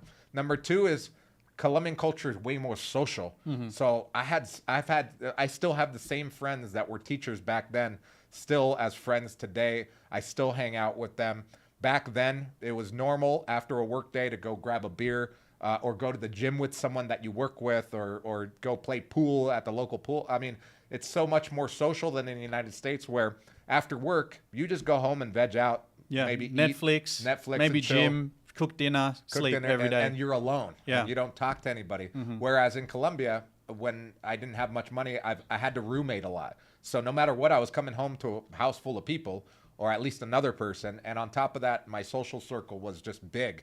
And it continues to be so because that's the way that the culture is here. So yeah, I definitely agree. Mental health does get better here, and your fitness gets better here too because you eat healthier, you're moving more, and that also plays a major role in your mental health. Yeah. So if anyone wants to get like a direct comparison between life before Medellin and after Medellin, I also made a video about that. It's coming up soon. Yeah. I did my schedule, which was I went through every day that I lived in Melbourne when I was working the 9 to 5 rat race, and now how my schedule looks. Right. It's very different. So stay tuned Yeah. for that. We have some good questions here. Iron Man saying he's vegan too. Is it easy to find good food? Are there dedicated restaurants, or do you ask to modify dishes? Yeah. I smile because it is so much better now Yeah. than it's ever been in Colombia. I've been here for 13 years, and now there's so many vegetarian, vegan options where before I would literally go to a spot. Before I was even vegan, I've always dabbled in vegetarianism, and I also had friends that were foreigners that would come here and they were vegetarian or vegan, and we'd go to a restaurant and say, "Yeah, I'd like the special of the day, you know, like a regular menu spot, but no meat." And they would look at you like crazy, and they would fight with you. They said, "We can't do that." They Yeah. literally would say, "We can't do that," and we're like, "What's the?" Well, I'll pay the same amount of price. I just don't want the meat. And Yeah. they would be like, "Oh, we can't do that, sir." And literally it would be that experience. And then they'd bring out like this vinegary wet lettuce and tomato, and that's it. Now there's a huge amount of options, and what really boosted that is Rappi. If you don't know what Rappi is, it's like DoorDash but Yeah. on steroids. You can get everything on there, but because of Rappi, there's a lot of ghost kitchens that have opened up. So restaurants that don't actually have a physical location, it's just catered to deliveries that have a lot of vegan options and vegetarian options. So yeah, to answer your question, yes, it's great. It's very easy, yeah. Yeah, it's There's very a lot easy. of options. And even that issue you had before when you would ask in restaurants and they're like, huh, what do you mean? Yeah. I've found it to be much easier now. Like, I was not even in the city of Medellin. I was out in near the airport, Rio Negro. And I went to like this restaurant at a petrol station or gas station. Yeah. And there I was just like, saw their things. I was like, oh, you got rice here, you got beans here, you got avocado. Can you just put this together and give it to me? And they're like, yeah, no worries. Right. They just understand. Yeah. Hey, Mr. CBL Daddy with CBL the Daddy. big dono. Thank you for the $10 Thanks, brother. dono. He said he'll be there December 1st for Carol G concert. Karol G Yo, those tickets are going insane right now. Yeah. Karol G tickets, you could spend like $1,000 to Wow. go. Like insane. Damn. Like, yeah, she's gotten big. I saw her when she was small, and she had just released like her second album, and I saw her live, and obviously She's changed a lot since then. she's huge. She's Yeah, international. yeah. She just won like a ton of Grammys. No, but I mean, and her stuff. music has changed a lot since then. No, Still making it's still the same type of Okay. music, but yeah, she's great. We have some other good questions about visas here. Wait, what does CBL Daddy CBL say? said, I love to meet both of you wonderful guys. Thank you, CBL. He said, thanks for representing Medellin with class. Thank you so much. G Nolan says, on occasion, I've had steaks that are good as any I've ever had in Omaha or Buenos Aires. Ooh. Omaha. They Yeah. have good steaks. Elizar, you find jumbo. I have to find a jumbo near you. Oh, it's because someone Daniel recommends a jumbo. They And- aren't cheap, but they carry good quality. Can I read your beef. comments? Do you Yeah, mind? yeah. Jordan said, I missed the beginning of this live stream. Will the whole video be available? Yeah, what happens is once we log off, it processes for a while, and then it goes, the whole thing is uploaded to YouTube. So Yeah, you can watch, watch it, it from the beginning. You can watch it. And then we'll turn on the comments as well, so you can read the Yeah, comments. so you can read the live comments as they were asked. We got Faith and Familia saying, how long are visas typically for? 1 or 2 years? Usually the first time they give it to you for a year. Depending on what visa. The second time, once they've seen that you've already had a visa, they can give it for 2-3 years. Yeah, so for example, the regular tourist visa is 6 months typically, and then the digital nomad But visa. there is no tourist visa. What do you mean tourist visa? Well, if you're here on a tourist. Oh yeah, as a but tourist, the tourist stamp is Yeah, three. it's It's tourist 3 stamp, yeah. months, 90 days, and then you can extend it online for another 90 days. Yeah. But once you're done with that, which is free, you don't have to do anything. Then you have to get a visa, and Yeah. usually the visas Or are, just leave the country. Or usually the visas are 1 year, right? Yeah, So yeah. And then we have another guy, Christian, asking, my wife has been in the US for 15 years and still has Colombian passport. Would it be easier for me to live in Colombia since I'm married to a Colombian citizen? You can get a marriage visa. That's I've heard that's the easiest visa. That's the best process. one. Best one, yeah. And the marriage visa, they actually recommended it to me right now because that's one of the visas that immediately, like remember I said that a lot of the visas they only give for 1 year. There's a chance, depending who you get, the marriage visa they can just immediately give it to you for 3 years. Yeah. So then you don't really need to Yeah, worry that's about great. renewing every year. Yeah. And they give you more time, and they're more likely to approve it if they see that you've been together for a long time, not to just trying to take advantage of the situation. You guys been together for you actually didn't say how long you've been together. Yeah. But you have a son and all that. So yeah, that's going to be. Your son can be naturalized here. So by that's the going to way. be great. You're going to be Be really easy, easy yeah. for you to get it. So marriage visa is definitely going to be a good. Yeah, your son can probably get a cedula at your local Colombian consulate. So you definitely have to contact them. That's what my brother did. My brother was born in Colombia. I mean, in the United States, but he got his cedula at the LA consulate. And was when he traveled here, he already had a local ID. Yeah, but Scubaroo20 is asking the same question. Boys, this one is the easiest one. They told me, hey, AK, if you can convince your girlfriend to do this, this one is the easiest visa to get. So definitely get onto that one, all right? And let's look at, CBO Daddy paid $800 for 2 tickets. $800 for 2 tickets? Yeah, wow, Karol G. You must really love Karol G. Yeah, you must. I mean, if I really liked, for example, if Tool came to Colombia, I'd pay $800. Tool? Wow. I'm not Tool. That's my favorite band in the world. Damn. Tool. I remember if they Tool came back to in the Colombia, 2000s. I would pay whatever. I'd They be still like, making music? I would fire all my employees and be like, "We're not paying anybody. We're going to a Tool concert." I remember the shirts, right? Tool. Wait, Robert Muir, what's up, Robert? He says when applying for citizenship, if you are over 65 years old, you don't have to do the exam in Spanish. But now they're saying that they have raised it to 70. I don't know if there is any truth in that. Yeah, I don't know. But that's good news that if you're at 65, you don't have to do it in Spanish. You could do it in English. That's great. The one thing with Christian's visa, he said he's been married for 3 years and they've been together 8 years. like 8 years. So that's fine. But the only thing that might be not difficult but irritating is that a lot of these documents you might have to get maybe apostilled because you're married in the US, right? Right. Apostilled and translated and all that Right. stuff. So a bit of paperwork, but at the end of the day, it could be worse. Yeah. Yeah.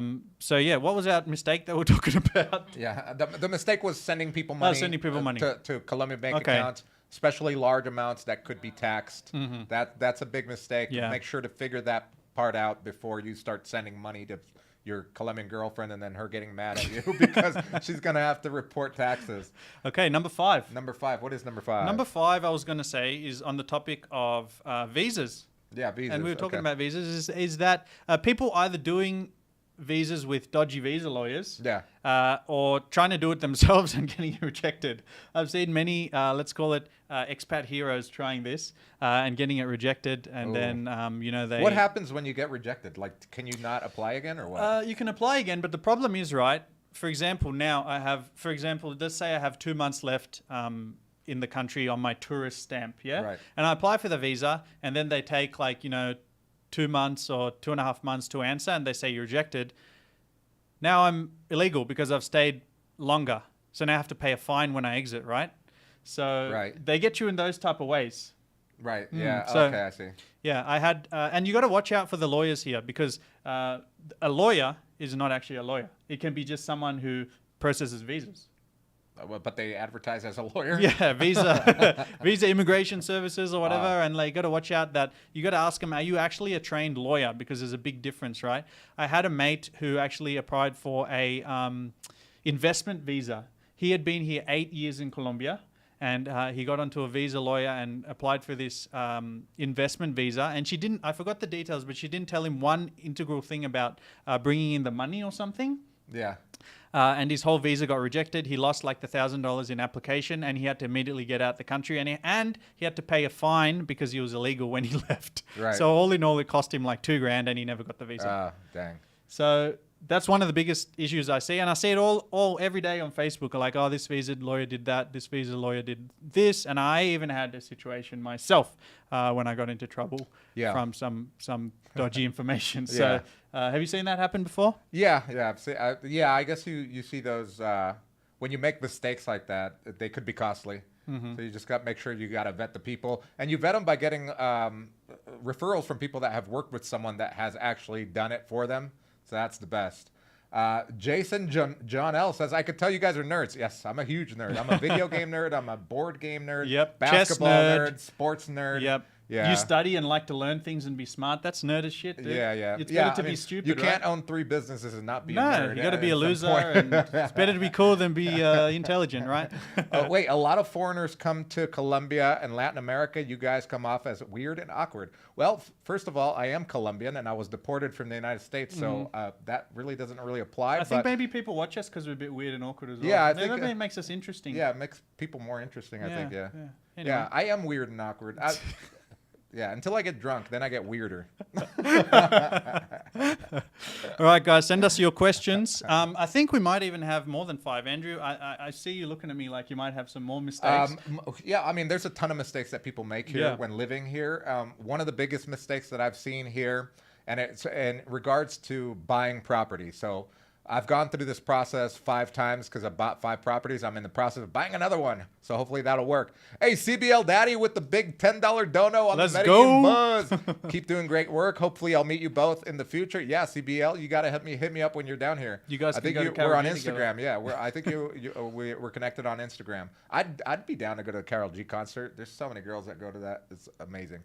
But yeah, so what were we talking about? Oh yeah, real estate. Buying real estate in Colombia. One of the biggest mistakes that people make here is the way that they transfer money into the company and into the country. I've seen people when they buy a property, because there is no escrow in Colombia. There's no escrow companies for holding money. You have to transfer the money to the seller somehow. And when you're transferring money to the seller, I've seen people transfer directly from or wire the money from their U.S. bank account to the seller's bank account. And the mistake there is in the way that you're registering your investment with the central bank. If you don't do that correctly, you can be fucked in the future for tax liability purposes. So the best way to transfer money for buying a property in Colombia is to transfer the money directly to a bank account that you control in Colombia, and then you transfer the money from your bank account in Colombia to the seller, because then you're in control of registering the investment with the central bank here, which is probably the apart from getting a clean title when buying a property in Colombia, which is number one. Number two is registering your investment correctly so that you don't get fucked with taxes in the future, future sale of the property or whatever the case may be. But yeah, that's a big costly mistake that I've seen investors, first-time investors that weren't advisor trying to do it on their own and not having like a competent lawyer helping them. That's a big mistake. We have a lot of questions piling up here, which we're going to get to, but we haven't. Before we get to that, we have an announcement today, right? Yeah, we got an announcement today, guys. Do you want to take it away? Yeah, so guys, as a lot of you know, we've been working on what is called the Medellin Masterclass. You can check it out, MedellinMasterclass.com. We've had, how many students? The first month? 5 and all here. Yeah, 5 students the first month that we worked one-on-one with. And from those 5 students, we created the online course, which is now launched on MedellinMasterclass.com. So if you're looking to move to Colombia, but you want to save money on renting, you want to learn about the healthcare system, you want to learn the process of buying a property, we cover all of that. And you can check it out on the MedellinMasterclass.com. And for this weekend, we're applying a, what is it, 30% discount? $500 discount. $500 discount on the masterclass, and you get the same thing that people will regularly pay. The biggest takeaways, a lot of people ask me, well, why do I want to pay to learn how to move to Medellin? Well, number one, this is for people that are definitely moving here long term. It's not for visitors or tourists, for 2 weeks. No. And it's also for people that are serious, that are either going to be working out here, starting a business, buying property, doing stuff, maybe setting up a nonprofit organization. Of the 5 people that have already taken the masterclass, all of them are either entrepreneurs. They're all entrepreneurs. They're all entrepreneurs. Entrepreneurs doing business. Early here, retirees. And we raised the price on it because they all gave us feedback and said, we've saved thousands of dollars in the next coming year because we took the course with you guys. So this is more valuable than what you guys sold it for. So, and we had that same feedback from everyone. So we raised the price, but for this weekend, it's on discount. And another huge takeaway is that from that masterclass, all those entrepreneurs and all those early retirees, we're forming a group, or we've formed a group on WhatsApp. So if you get accepted, because we're not taking everyone, we've got to vet you. We don't want douchebags and scummy people that are coming for unscrupulous reasons to Medellin to be part of our group. Someone that can actually add value to the group. This group, we're going to do regular meetups. Twice a month, either going to soccer games or just dinners, etc., so that we can all talk and integrate. Yeah. And some less formal meetups as well, like a co-work here and there, cafe, whatever. Yeah. So yeah, we just saw there was nothing like this in the market. No like real wholesome community of guys or girls helping each other and raising each other in business and life, and something more deep than what you see in all the shitty Medellin groups. Yeah. And there was no course. Like there's no course to teach people. And I wish I had that. I definitely would have bought it when I first came. It was like, I'm arriving here. I don't know anything. I want to pay someone and you just handle it for me. Right. So we took that. And this is not, as we said, not for, tourists, visitors, backpackers. It's more for like serious investors, entrepreneurs, people looking to live here long term and avoid the headaches and the time consumption of having to learn all this stuff, because you've been here almost 15 years. So even you didn't know anything. Yeah. So when we had content gaps, we went out to experts, tax lawyers, visa lawyers, insurance agents, all these people, health insurance agents. So we brought that together, and we actually wanted to launch a month ago. But what happened? Yeah, we wanted to launch a month ago. I was like, Andy, we're missing stuff. But man. we're missing We stuff. cannot sell this course and call it the masterclass if we don't have everything in it. So let's go back to it. And then we had to take everything down, add more stuff, film again. So now we've finally done it. And it's launched. It's launched. It's on. Yeah, so it's launched. Check so if it you guys out. are interested, or if you have questions about it, feel free to email or or write us in the comments of our videos, etc. And there's a code as well to get this discount. You forgot to tell Oh, them there's that. a Yeah, code there's a for the discount. Yeah, it is. I'm typing it here. Maybe you want to type it to your peoples as well. The It's code is called Dream. Yeah, Dream. You could type it because I've got. No, you one can't hand. type. The code is Dream. So Yeah, Dream that's for that active $500 until midnight Medellin time Sunday. So Sunday night, Monday morning, that's when it will end. Yeah, so if you get the masterclass with the code, it doesn't mean that you have to take the course right now. You can take it at your own time. Well, the course, they can't do it right now. The course actually launches next Friday. Yeah, so that's why we're doing the pre-sale this weekend. But once it goes live, you don't have to go in there and take it right now because it's literally like more than 6 hours worth of content. Yeah. So you do it at your own pace, and then if you have questions, we can address those later. Yeah, and one thing you forgot to mention is once you're accepted to the Masterclass community, we already have an active WhatsApp group that you'll be joined into, and there you can ask us questions anytime you want about anything. You can also ask all the other Masterclass members anything as well. Yeah, true. And on the website, when you go and look, we have testimonials there. You can go and see actually what type of people you'll be hanging out with. You know, we have one guy who's a CEO of like a huge Accenture or something. Yeah, Accenture. Yeah, so one guy like that, and got another advertising guy who's making like 7-figure. So got some pretty awesome people. Is with the main point. Right? Ulysses, thank you so much for the dono on AK's channel. Yeah. What does he say? He asked something. Oh shit! They want a link. Oh, link. Where am I typing? MedellinMasterclass.com. I'll type it here too. Yeah, MedellinMasterclass.com. So Ulysses says, Medellin culture is toxic. Really? Do you still have to type www when you do website? No? What century are you living in? You forgot the http:///::. Is it still going to... Can I click this? Anyway, guys. No, it's yeah, it is clickable. Okay, yeah. cool. Check Ulysses that out. says Medellin culture is toxic. They lie a lot and are untrustworthy. Doesn't matter if it's Strato 1 or 5. They're all cheaters They're and all fake. cheaters and fake. Dang, someone hurt you bad. Oof. Well, what do you call that? Yeah, tell us your story. A We wanna hear person once bitten by a snake is Scared of snakes? Is scared of a piece of rope. Ah, is that a phrase? Yeah, Is that's that what do you call it? a proverb. A proverb. Yeah, proverb. Yeah, gotcha. Yeah. Ulysses, what happened to you, my friend? Yeah, I would what love happened? to hear your Who story. hurt you, my Which guy? woman? What did the woman do I'll to give you a hug. Because it's always women, right? Yeah. Louise? Well, I mean, to that notion, I haven't experienced that. I come from a Colombian family, and there is toxicity, but I think it's like in any family, you'll find some toxicity within the family. But as far as culture here, and all my friends that are paisas, I played competitive basketball for like 10 years here, and made a ton of friends from all estratos, from 1 to 6, and I've never experienced that. Furthermore, I've never really had a serious relationship and never been bitten by that snake that you are talking about, so I'm not scared of the rope. That's one way to do it. That's just if you never get hurt, if you never get into a relationship in the first place, you're playing chess. Yeah. Yeah. We have a really good question here, actually, from Scoobaroo20. Knowing what you know now, let's say you guys started back at day 1 of arriving in Colombia. However, you now have 250K USD. Ooh. How or what would you invest in? 250K. I mean, literally, if you have 250K, why not put it into like a what do you call it? A ETF. You get 5%, 6% on an ETF. 250,000. That's the safest and easiest. What if you want to go hard? If you want to go hard, get rich quick. We want the exciting answers, not making 5%. Yeah, if you want the safe answer, I'd put it into like an ETF or Fortune 500. You're right. Something safe that you're gonna yield something easily, no matter what.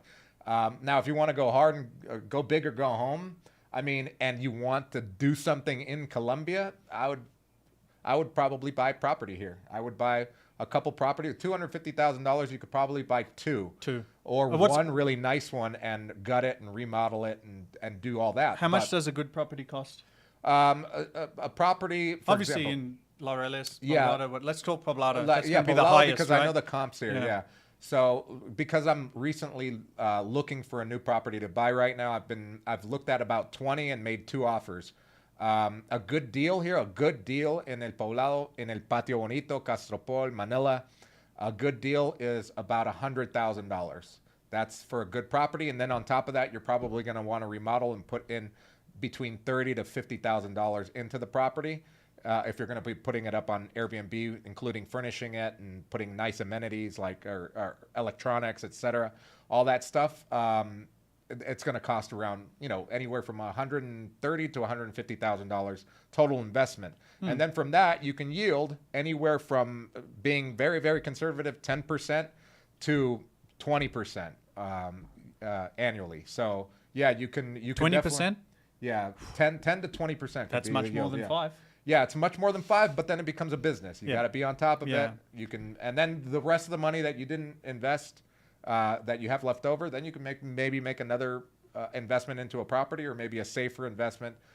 Colombia also has like ETF type of investments and like CDs here that yield around 4 to 6%. There's one that's a 12% yield, but that has special what do you call it, rules that you can't take money out, etc. I've looked into all these. But yeah, real estate has been a bigger yield for me, but it is a business. You got to be on top of it. Can you say what ETF is for anyone that doesn't know? Yeah, I forget what the acronym stands for, but it's an investment fund. Okay. That trades. Very safe, but lower returns. Yeah, they trade on the stock market. Cool. Louis Levine says he might be looking to rent in Medellin. How to go about it? Hey, we have some great videos on my channel about renting. There's one that's called like Avoid Gringo Prices and Scams. Check that one out. It's going to give you the full information there. Yeah. Also, Louis, on mine, on Medellin Buzz, I also have a video that shows you how to go into either Facebook Marketplace, Facebook groups, and also websites that you find on Google to find furnished apartments that are not on Airbnb. They're just different websites, and how to go about that process of trying to rent there so that you pay less than what you will on Airbnb. But granted, if you're here for short term and it's furnished, you're going to be paying more than what a local would pay if it's unfurnished, going through like a 1-year contract. Mm-hmm. Absolutely. He asked another question, Lewis. Do you instruct kids in basketball and looking to teach? Volunteer in Medellin? Any thought? Yes, can play some basketball with Andrew. True. Yeah, there is some actual. I actually have the number of a guy who does basketball coaching with the girls. Yeah, with the girls. Yeah, he's part of the. We have a nonprofit organization called Help Colombia. Oh, yeah, so he's a volunteer of Help Colombia, and Help Colombia also has helped his little foundation for girls basketball. An amazing guy, great guy. He's like super. What do you call it when you give? Like all you do is give. Yeah, giving, altruistic. Okay. Super altruistic. Yeah, we're nerds, bro. We can't just say giving. Super altruistic. But yeah, you can definitely volunteer with him. And on top of that, we also are keen to open up new programs at Help Colombia, apart from the English teaching classes and the programming courses that we do to the kids in the poor neighborhoods. Super philanthropic. Philanthropic. There's a word Philanthropic. for it. Philanthropic. That's what happens when you do give away money and you live in Medellin. Philanthropic. But yeah, Lewis, just hit us up. How can you hit us up? Hit us up either on Facebook or WhatsApp, and also you could also find our emails on our YouTube pages. Yep, I have it on the about. And then we'll send you the link for this guy. What's his name? Yeah, Alejandro. Alejandro. So you can come and help out with some basketball. Hey, we might even come out. Maybe not you, but I can't. I gotta wait like 6 months at least to play again. Someone said it was T-Mac actually said that he could probably take you at basketball right now with a broken hand. Definitely take me. Definitely. Do you dribble right hand or left hand? I dribble right. I'm right-handed. Okay, then you're done. Then you're done for. But I've practiced a lot with my left hand. One thing that you might not be able to see from Andrew from sitting down is that he's 6'3", 230 pounds. Yeah, 230. About 230. Yeah. Okay, so that might be a bit difficult trying to muscle him out. Box me out. Yeah. So we had another one. Bogart says, I have to admit I misread you guys. Oof. Turn out to be really cool. What would you think we were? That's what my girlfriend said as well. I'm sure. Cool help with the fundamentals. Yeah, definitely. Basketball has grown in popularity here too. Like I thought, like when I first got here 10 years ago, the basketball culture was small. Now it's pretty big. Like you got a competitive scene, which is really good. But yeah, you could definitely help. Here's one interesting one. Robert said on your channel, Andrew, Medellin Buzz, when applying for citizenship, if you're after 65, you don't have to do the exam in Spanish. Yeah, we read that. Oh, you read that one? Yeah. Okay, cool. Yeah. Cool. Generous Faith and familia is telling you that's another word that you could have used. Generous. So thank you so much. Cool. Why you tripping? What's up? How you doing? Hope you're having a good day today. Guys, don't forget to hit the like and the subscribe button. Hit that like button, guys. If you're not subscribed. If you don't know what that does, that actually signals to YouTube that you're enjoying the video, and it pushes it to more people like you, so that we can grow our community. And you know, it helps us because we're trying to do something a bit different in Medellin. If you've seen all the videos in Medellin, our niche is very different to the regular stuff you do. You know, we try and make informational stuff to help people moving here, and this sort of content moves a bit slower than other content. So if you hit that like button, it helps us move more rapidly. Yeah, and also we're going to be going live again for those of you just joining. This is our second ever live between the both of us, and both of us will be doing a live every month, every third Friday of the month. And then me on my channel, Medellin Buzz on YouTube, I'll be going live every Friday on a different topic, and just growing the community, hopefully helping you guys on your move to Colombia or understanding Colombia from my perspective. And yeah, I hope you guys enjoy it. Yeah, absolutely. So every third Friday, you said? Yeah, right. Every third Friday, both of us together. Both of us together. Every Friday, I will be live. And every Sunday is my regular videos, guys. Yeah. So check that out. Every Sunday. There's always going to be content. Always going to be content, yeah. And also, I'm always looking for ideas. So if you jump on my channel and you can just comment in one of the videos, hey, can you make a video about this or that? I'm always happy to answer that, or even just respond. If I'm not going to make a full video about it, I'll answer your question, yeah? So. Yeah. Mike G asks, best alternative to IKEA in Colombia. Well, first of all, IKEA exists in Bogota, and they're going to be opening one up here in Envigado or Itagüí area. I can't wait for that. Furnishing an apartment is pretty costly because there aren't IKEAs here. But a good alternative, one of my favorite furniture shops is called Tugo. And Tugo is in Envigado, T-U-G-U. Tugo, T-U-G-O. Christian, I think you missed the start of the stream, but someone else asked the same question about like looking for a remote job. I just put a video together, so you're going to see that in the next couple of months. If you don't know about me, I was actually unemployed when I got here. I had no job because I quit my job. I was making six figures back in Melbourne, Australia, but I didn't like the rat race life, so I said, I'm just going to quit when I'm young and try and do something else. Whatever it is, I'm going to try and figure it out. But when I arrived here, I didn't have a job. I had no ways of getting a job, and I just kind of figured it out by a lot of research. So I'm putting all that research into this video, so hopefully I can help other people to live a better life. You know? Yeah, and he also asked, my wife is from Risaralda, Pereira. Have you guys visited? She's been in the U.S. more than half her life, but loves her birth country. She would move back in a heartbeat. I don't speak Spanish. Christian, I love Pereira. Pereira is basically, the population in Pereira is 1 million. In Medellin, it's about 4 million within the vicinity.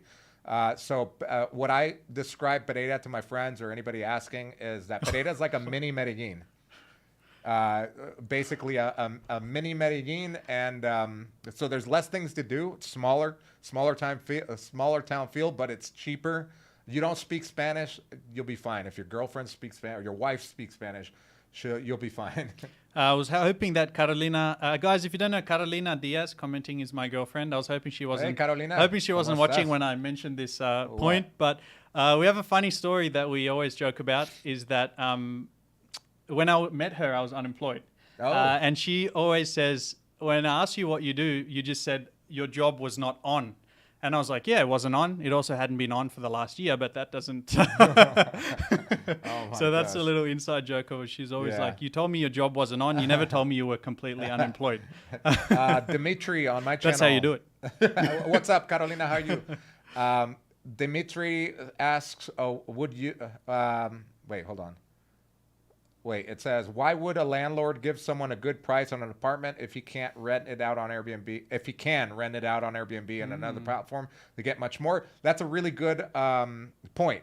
And of course, if it's being rented out all the time, for example, in my case, when my Airbnbs are rented out on Airbnb, I love it, but I also hate Airbnb because they charge almost 30% on top of, they charge me 30%. So it's a big percentage. So if someone off of Airbnb says, hey, I want to rent from you, and I'll pay you directly as long as I can vet that person. I only rent to 5-star guests on Airbnb because I only do long term because when I did the short term, I'd get all the guys that were here for the weekend to hire prostitutes, do cocaine, break my shit, and it was horrible. They literally had guys fighting with prostitutes at 4 a.m. and neighbors calling the police. Oof. Over price. I mean, so I stopped doing dailies and I only do monthlies to 5-star guests. My apartments are immaculate. They look brand new and I want to keep them that way. So to answer your question, I would lower the price if you're bringing me cash directly. And also Airbnb takes some work to set up and take some nice photos, blah, blah, blah, right? A lot of these people that you might be renting through on local Colombian avenues can't be bothered doing that. Yeah. Even if they're going to make 30% more, they just don't want to do that work. So that's why you can find the cheaper deals. Correct? True. We got another donation on your channel. Scubaroo 20. Hey, thank you for the $19.99 dono. Thanks, buddy. And a little balloon with the number 1. Yeah. Do they pick those pictures or do they just come up? Yeah, they can pick them. Oh, nice. That's a nice one. He said, thanks for the advice. I've been looking at buying a property in Medellin and Manizales. I also like Armenia. Could you guys ever talk about these other cities? Yeah, I've been to all of those. Oh, I've done road trips. I love doing road trips. I've rented cars and done a road trip to all of those with my friends for Halloween, mind you, and we all went in Halloween costumes. Because, for example, Manizales is a college town. In Colombia, it's smaller. It's like 450,000 people or 500,000 people. But it's mostly college town. And a lot of the people that graduate, they go to Bogota or Medellin, to the bigger cities for work. So you got a mix of older people that live there and college people that live there. And El Cable is like their Zona Rosa, where all the parties and clubs and restaurants are. Great area to live. Manizales is super cheap, too. The people are just as nice. The weather is a little colder, so if you like wearing sweaters and stuff, it's actually cool. It's like on a mountainside. It's beautiful. Part of the coffee region. Yeah, you definitely love it there. If I had to ask you very quickly, what's the pros of living in Pereira over Medellin and Manizales over Medellin and the cons? Okay, so the pros in all of those cities that you just mentioned. So Manizales, Pereira, Armenia, we can group them all together. Yeah. They're all the same? Yeah, so they're all very close in the vicinity and they're part of the coffee region. The number one pro is that it's cheaper than Medellin for sure. Number 2, if you don't like to be around a lot of like expats and tourists, you're not going to see that there. Another pro is that the people are just like, they're paisas. So they're all very friendly, very similar. The culture, the food is very similar to Medellin and paisa culture. Okay. So you get that as well. So like Christmas time, it's awesome. Especially family oriented, smaller city, so you get a small town vibe. Okay. There's a lot of towns in the nearby area as well to go Eje Cafetero, visit. right? You could go Best visit coffee in Colombia. farms. Exactly. So it's a great place to Wide live. open spaces. Yeah, if you like the slow paced life, it's a lot slower paced. So that could be a pro and a con at the same time. If you like faster paced life and things going on, then you might not like that. But if you like the laid back life, then definitely those smaller cities are great. What about crime? Less crime, obviously smaller, less crime, and less homelessness. That's one of the things that I noticed about like Manizales, Pereira, and Armenia. It was just like you don't see that much because it's less people. The big cons, again, there's less things to do. I literally can do everything there is to do in Pereira, which is the biggest of the 3 there. In a weekend. Like literally they have one area where all the restaurants and stuff are, and you get the feel for it. After a week there, you're like, okay, what else is there to do? I mean, not for like us. For me, that's a con because I like to do a lot of different things. You're not going to find like Americanisms, like for example, like a sports bar. It's going to be hard to come across that. You're not going to find like a great steak maybe place. Sure. So diversity. Christian's story is very different. He's in a very different position to us though. He's married, what, 3? You're married. Christian is married. 4 or 5 years. Yeah. He has a little a son as well. So he's living the family life. So maybe for him, it might be much different to, we're always looking for action, things to do, doing this, doing that. Yeah. Whereas he's a bit more settled. So yeah, he's more maybe settled. It Exactly. If you've got a family and you're not, looking to do things every single day, it definitely could work. I like going there to visit. I love going to visit, doing road trips. Keanu Hill on Keanu Hill, your channel said, thanks for the info, gents. No worries, Keanu. said, can you talk about public transportation? I was in Medellin last week. Ease of taxis and rideshare use and inexpensive. Plus the drivers were a good source of info. Yeah. Can I just talk about some new feature I just noticed on Uber, right? Yeah. I just noticed this like maybe 3 months ago. On Ubers now, you can actually get a taxi. So Oh, really? Instead of an Uber? see the first option there? Well, I don't know It says if they see that, but- it says taxi. It's Oh, taxi. dude, I didn't even notice Yeah, that. so taxi, and the benefit of taxi is, right, it's usually a little bit more expensive. For example, if Uber is 10,000, taxi might be like 12,000. Right. So hardly anything, but the taxis are everywhere, so they come immediately. Yeah, so and it's faster, It's yeah. faster, and I've never seen a taxi cancel. A lot of the times the Uber guys will accept look at it and be like, and then cancel, nah, yeah. cancel. I'm And then not you going gotta sometimes, especially when I'm trying to go to Moravia Yeah. for our English volunteering with the kids, it'll be like a half an hour process because like 4 or 5 Uber drivers will cancel, but taxi, boom, straight away. So Yeah. that's just a new feature. Yeah. Public transportation in Colombia, or at least in Medellin, is great. Yeah, but no expats hardly take public transportation. Yeah, because well, there's no reason to really yeah, take it. yeah, like Because the unless- Uber's like $2 to go anywhere. yeah, Uber's like $2. Yeah, From it's like, my house to your place. like today, and he lives in today. Laureles. I live in Poblado. Yeah, it takes like maybe $4 in peak time. Sometimes when I come over at the night time, when it's like 6 o'clock, 6 7 o'clock o'clock, or something, it can take once I paid 7,000 pesos, Dang. $1.50. $1.50. $1.50 for a Yeah. like 15-minute Yeah. drive. Like what the hell's going El on? Gringo asked, do you like and use Didi? No, I only use Uber, but a lot of people here do use Didi. I InDriver never is really another need one. to. I used to have Cabify, Didi, a whole bunch of other Yeah, ones, yeah. but now it's just Uber's so prominent, and Yeah. I use like the Uber Comforts, who are bigger and they have air conditioning and stuff. It's just because I don't go anywhere anyway. It's Yeah, like- that's true. You don't need Uber to walk Yeah, around the same yeah. 3 blocks Yeah, every day. I need Didi to go up to the bar. InDriver is another good one. InDriver, And it's a yeah. very interesting concept. I've never seen it. It's kind of like, do you guys remember eBay bidding? How you bid and the number Right. goes up, whatever. InDriver is like bidding. So there's no set price. You might go, hey, I want to go from Poblado to Laureles, but I want to spend 8,000. And then drivers will send their bids. I'll do it for 8. I'll do it for 10. I'll do it for Right. 12. And then you just accept. You accept the one Yeah, that you want. it's kind of a great concept. I But like you that. might be getting like a little hoopty that's gonna come, like a The, bucket. the cars are the car- absolutely shit boxes and a half. But if you're just trying to go from point A holding to on point for B, dear life. it's definitely not the car. The door might be falling off. You'll fall out the car, but hey, you'll get there hopefully. yeah. I use that a lot because they don't care where they take you. Yeah, A you lot can- of these Uber drivers with the nice cars, they're not going to take you to areas like, for example, Moravia, where Yeah. we go, because they're like, this is too hood. I don't want to go there with my Yeah. nice car. But the shitty cars, they don't care. Whatever. Yeah. You could also use Pickup. Pickup is for motorcycles.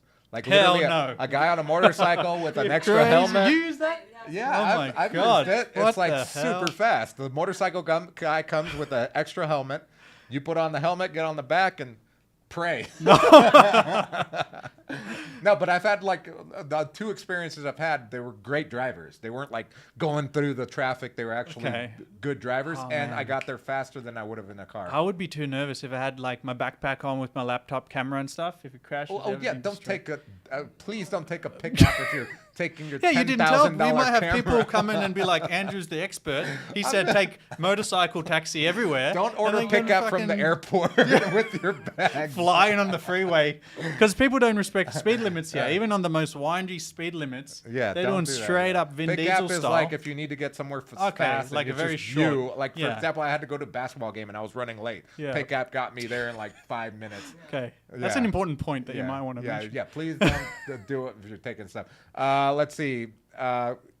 You've used. Keanu said he used Didi, super cheap. The taxi guys were like, please right up front. Don't want to be fined. Yeah. So for those of you wondering, Uber and those Uber apps or Uber type apps are legal in Colombia, but they're not legal in Colombia.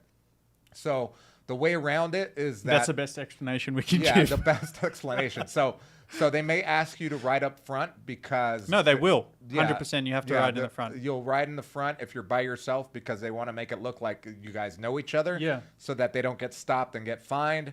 And then also Uber has gotten around this issue by when you order an Uber, you're entering into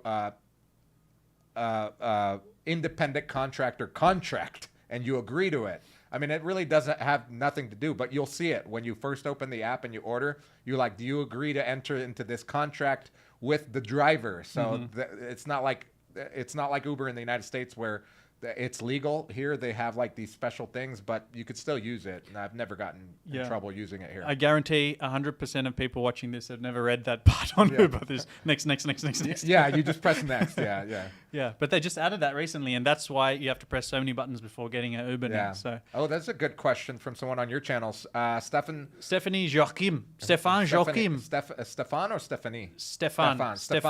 He's European, right? Joachim. Okay. He asks, what's the best way to find a cook or a PA, a personal assistant, or a maid? Great question. So the best way to find a maid, first of all, there are a few agencies where you can pay that. And why would you use an agency? You can definitely find a maid and any of these things on Facebook groups. Like there's expat groups that people will recommend them. But remember, when hiring someone here, especially a domestic employee, they have certain rights. And certain obligations. For example, if someone's working as an independent contractor, they have to pay into Social Security and they have to pay health insurance into an EPS. And they have to be able to prove that. And in order for you to pay them, they should be proving that to you. This doesn't have to be a signed contract either. Verbal documents, especially for domestic employees, are definitely valid in court. And on top of that, if someone's working at your home, they can't just be an independent contractor for an extended period of time, that is. So people get in trouble here, and this is Colombians too, and there are laws to protect domestic employees because what would happen is that people would pay them cash under the table. So they're making income that they're not reporting, and you're not reporting that expense because it's just a cash transaction.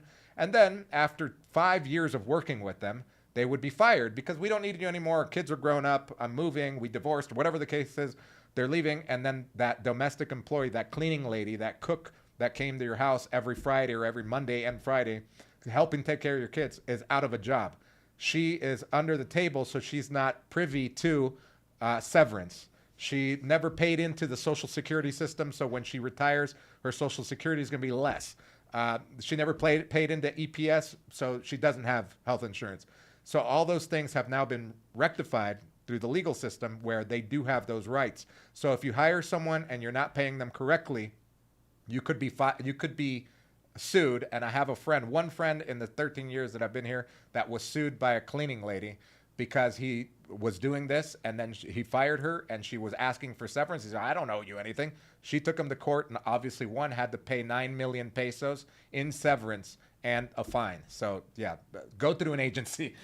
You just talked about big mistake number 6. Yeah, big mistake number 6, hiring people the wrong way. Yes. Yeah, exactly. Oh my God, what I'm doing. Yeah. That's why, Luisa, show me. Are you hiring Luisa the wrong way? No, she's so Luisa is a personal assistant. And producer now, as of today. Producer. You want to say hi to everybody? Yeah. Luisa, say hi. She's our new producer as of today. Hi. Luisa is she's a personal assistant, but she's an independent contractor. She works from her home. She doesn't come to an office. She doesn't come here. We meet maybe once a week at a co-working, but that's it. So she's an independent contractor. She pays into Social Security and she pays into an EPS on her own. And in order for me to pay her legally, she should be showing that to our accountant, those pay stubs into Social Security and EPS. Cool. Let's get to some more questions. By the way, we have a lot of people listening now. Are you? Can we keep going, or I have a call at 1. No, I have to end. I have a consultation, guys. In the description of my videos, if you ever want to consult with me, just click and book the consultation. I have a consultation with someone that booked one at 1 o'clock our time, which is in about 10 minutes. So we have about 10 minutes, guys. If you have any other so let's keep going. We'll get to some of these questions. Yeah. With that said, for all of you guys that missed it, make sure you check out Medellin Masterclass.com. That's our new course that has been officially launched for pre-sale today. If you use this code, you're going to get a huge discount. So pop that in and check out how much of a great discount we're giving you. And that ends... that ends on Sunday night. Oh, shit. Sunday 12. Sunday, 11:59 p.m. that ends. So Okay. after that, you have to pay full price like everyone else.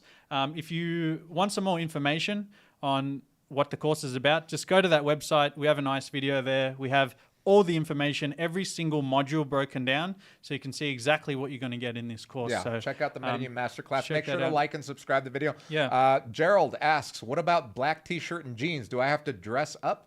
No, that's literally my uniform. I'm wearing shorts. Bro, don't show that. He's wearing that. Those look like boxers, bro.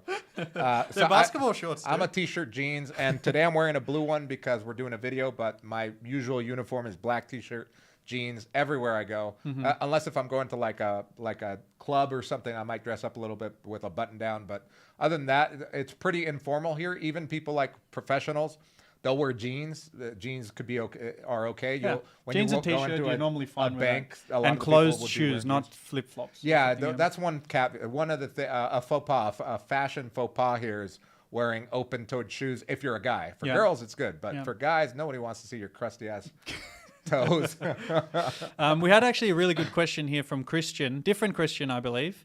And he said, how much money do you need to retire in Colombia in your late 30s? To retire. To retire, in does that Colombia. mean, Depends on what you do in life, like yeah, that's a, to retire. to in retire Colombia. or to live Okay, here? so a monthly. Okay, so let's just break Let's it just down. have a month. a monthly expenses, Like for right? example, if you have $2,000, That's good. I always tell people, $2,000 should be your aiming point, Mm-hmm. because with $2,000 you can cover a lot of things, not only your basic expenses and food and stuff, but also entertainment things. Yes. If you're living the retired life, you're probably going to be taking tennis lessons, or you're going to want to go golf at the country club, or Mm-hmm. Yep. you might want to go, go out every day, and do stuff. So you want to have that extra income.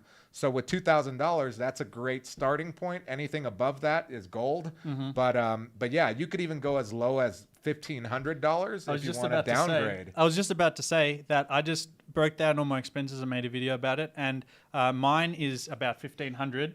And I actually referenced your video at the end of my video Yeah. because I said the main difference is entertainment. Entertainment. So yeah. you go out to the bar Yeah, I and have like some to do drinks and stuff, stuff, yeah. and take girls out for dates, whatever. Yeah. So that's the difference of the $500. So Andrew's about $2,000 a month. I'm about $1,500 a month. Yeah.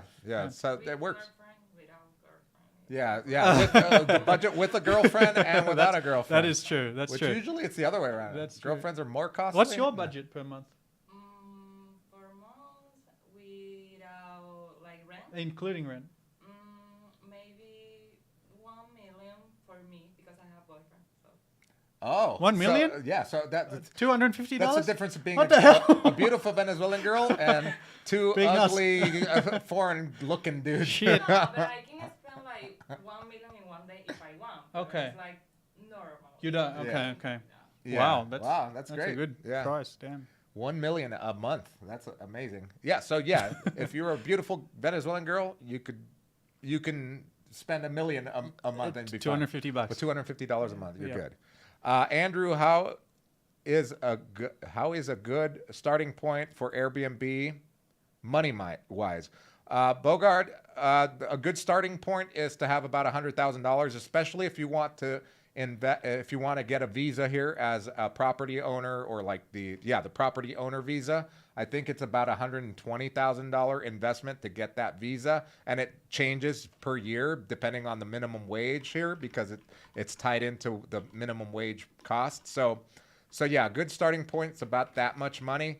Now, if you're not getting that visa, with $100,000, you can buy an even cheaper property in, like, for example, Belén, or even certain parts of Laureles for like $60,000, $80,000, and then put the rest of it into fixing up the place. Can you ship, Faith and Familia said, can you ship a car here from the States? Yes, but it has to be brand new, or it has to be a classic. Okay. You can't So get nothing like in the an middle. older, nothing in the middle. For Yeah. example, if you have a 2021 truck that you want to ship here, they won't allow it. And if it's brand new, you can ship it. But What those does shipping brand new fees are- mean? Purchased in the Like last this what? year, yeah. Oh, like Yeah, this like year. this year's Damn, model, yeah. that's a weird rule. And then the shipping fees import fees are super expensive. I have a friend that shipped over a brand new Maserati. I don't know, that was crap. I mean, he's got a ton of money, and he's pretty much the only Maserati in town. but it was very expensive. I just answered the question here. Sean said, can you find some secured buildings in lower estratos? I said, yes, you can, but probably for expats moving here, I wouldn't recommend probably anything lower than 4. Wait, what was the question? Can you find some secured buildings in lower estratos? Yeah, there's a lot. Like you can find in Strato 3 a closed. Would you recommend living in Strato 3 though? I mean, let's see. For someone from the US, having a full-time job and coming and living here. Yeah, I mean, it would be weird that Yeah, you did that. Like, why would you want? If you want to do it for the experience for a month, okay, maybe get an Airbnb in one of those, or find a furnished apartment in one of those, just for the experience of living in a Strato 3. Yeah. But really, for comfort of living and peace of mind and just having a great life, you're probably going to be living in a Strato 5 or 6, right? Poems and justice. What did he say? He said something about professional girls. So we're not going to answer that, buddy. Keep moving. Yeah. Not going to answer shit like that. Wait, what do you ask? The best place to meet professional girls. Don't answer Oh, that. the best place to meet professional girls. Come on, we don't want to talk about that shit. Next. Yeah. Well, Move I on. mean, okay, so we're not going to answer that because it's. I mean, literally, you could come to the country and start doing your thing. Start getting hobbies, and you're going to meet people. Like we were talking before, he plays tennis, and he meets Hang on a sec. people doing tennis. What did you mean by professional? Sorry Like- if I misread your question. Like professional, like working that have jobs. No, I thought he meant the other type of educated. working. Oh, like a pro. Yeah. No, yeah, no. I read it. Sorry, Poems and Justice. Yeah, poems. Which Yeah. can you So- clarify? So, meeting a professional woman, meaning that she has a job, a career, Yeah, let's just answer that instead. educated. The best way to do that is by doing the things that you love to do. Instead of going hunting for them through apps and like Colombian Cupid or Tinder and all that, I don't use any of that. I just live my life. I literally, one of the girls that I'm dating right now is One of the girls? She's a What the nurse, fuck? but she was working as a waitress at the bar that I go to. We got to know each other. I asked her out a ton of times. She said no, and then finally went out and we hit it off. Well, she is the girl that I'm dating. Okay. And she's educated. She's a nurse. She had 2 jobs at the time, and now she's dedicated to just nursing. And she's lives with her family. She's super nice and educated and speaks some English and getting better. So those type of girls, I mean, you meet them all over the place, but you just have to. I think it's like you have to live your own life and do the things that make you happy, and hopefully, and not hopefully, you will attract like-minded people, and that's the way it's been for me. Yeah. I think it's like, when you lost your keys or something, and you always see in these, say, sitcoms, they're like, all right, we got to think like a pair of keys. Yeah. It's like if you want to meet high-quality women, you have to think like them. Yeah. Like exactly like you said. Yeah. Where would they be going? They're not, in the club till 4 a.m. Right. on a, Yeah, exactly. They're Like, for example, doing she works 7 p.m. to 7 a.m. Yeah, I mean, 7 to 7. Yeah, yeah. Those are crazy hours. They're not going to be out doing. A mate of mine the actually crazy had thing. this same question. He's not even here. He's in the Philippines. Great guy. And he said, hey, I'm having a lot of trouble with meeting quality people because everyone just on these beach towns just wants to party. He's like, I'm going to try going to like a 7 a.m. yoga class or something because people who come to a yoga class at 7 a.m. obviously not getting shit-faced till 5 a.m. till 5 So a.m. it's like that. You got to think, where do these people go? And you can go Yeah. there. Like just, I'm going to put in a link here Yeah, for I you. met so many good quality people, both female and male, when I was playing like competitive and like tournaments basketball here, because there's also the women that would play. And man, I met so many people through that, just doing the things that I love to do. And we had something in common. So there was always that connection. Yeah. So for sure. All right, guys, we got to go because I got 2 minutes. I just to get got to one this more meeting. link for Poems and Justice. MDE Community. And all you guys, check this website out. Oh yeah, It's like basically a link that just gives Google that. Yeah, MDE, blah, blah, blah, that one. You can- MDEcommunity.com. I'll put it here. I'll put it in my chat as well, guys. You want to check this out? It's a community of WhatsApp. Go to that, MedellinCommunity.com. We have no affiliation. It's just Yeah. a great resource if you want to find things to do in the community, connect with people, locals and foreigners doing stuff around the city, that's a great resource. I use that all the time. Yeah. All right, guys. Well, thank you guys so much for joining. Thanks for joining our in. live. We'll see you in a month, I guess. In a month with me and Yep. AK. I will see you guys on Friday on the Medellin Buzz on YouTube every Friday at 11 a.m. I'll be doing a live. Yeah. So I'll see you guys there. Hope you guys have a great weekend. And thank you. Hit the like good and stuff. subscribe button. Yeah, hit the like. Send And it to thank more you people. to all the donations today. Thank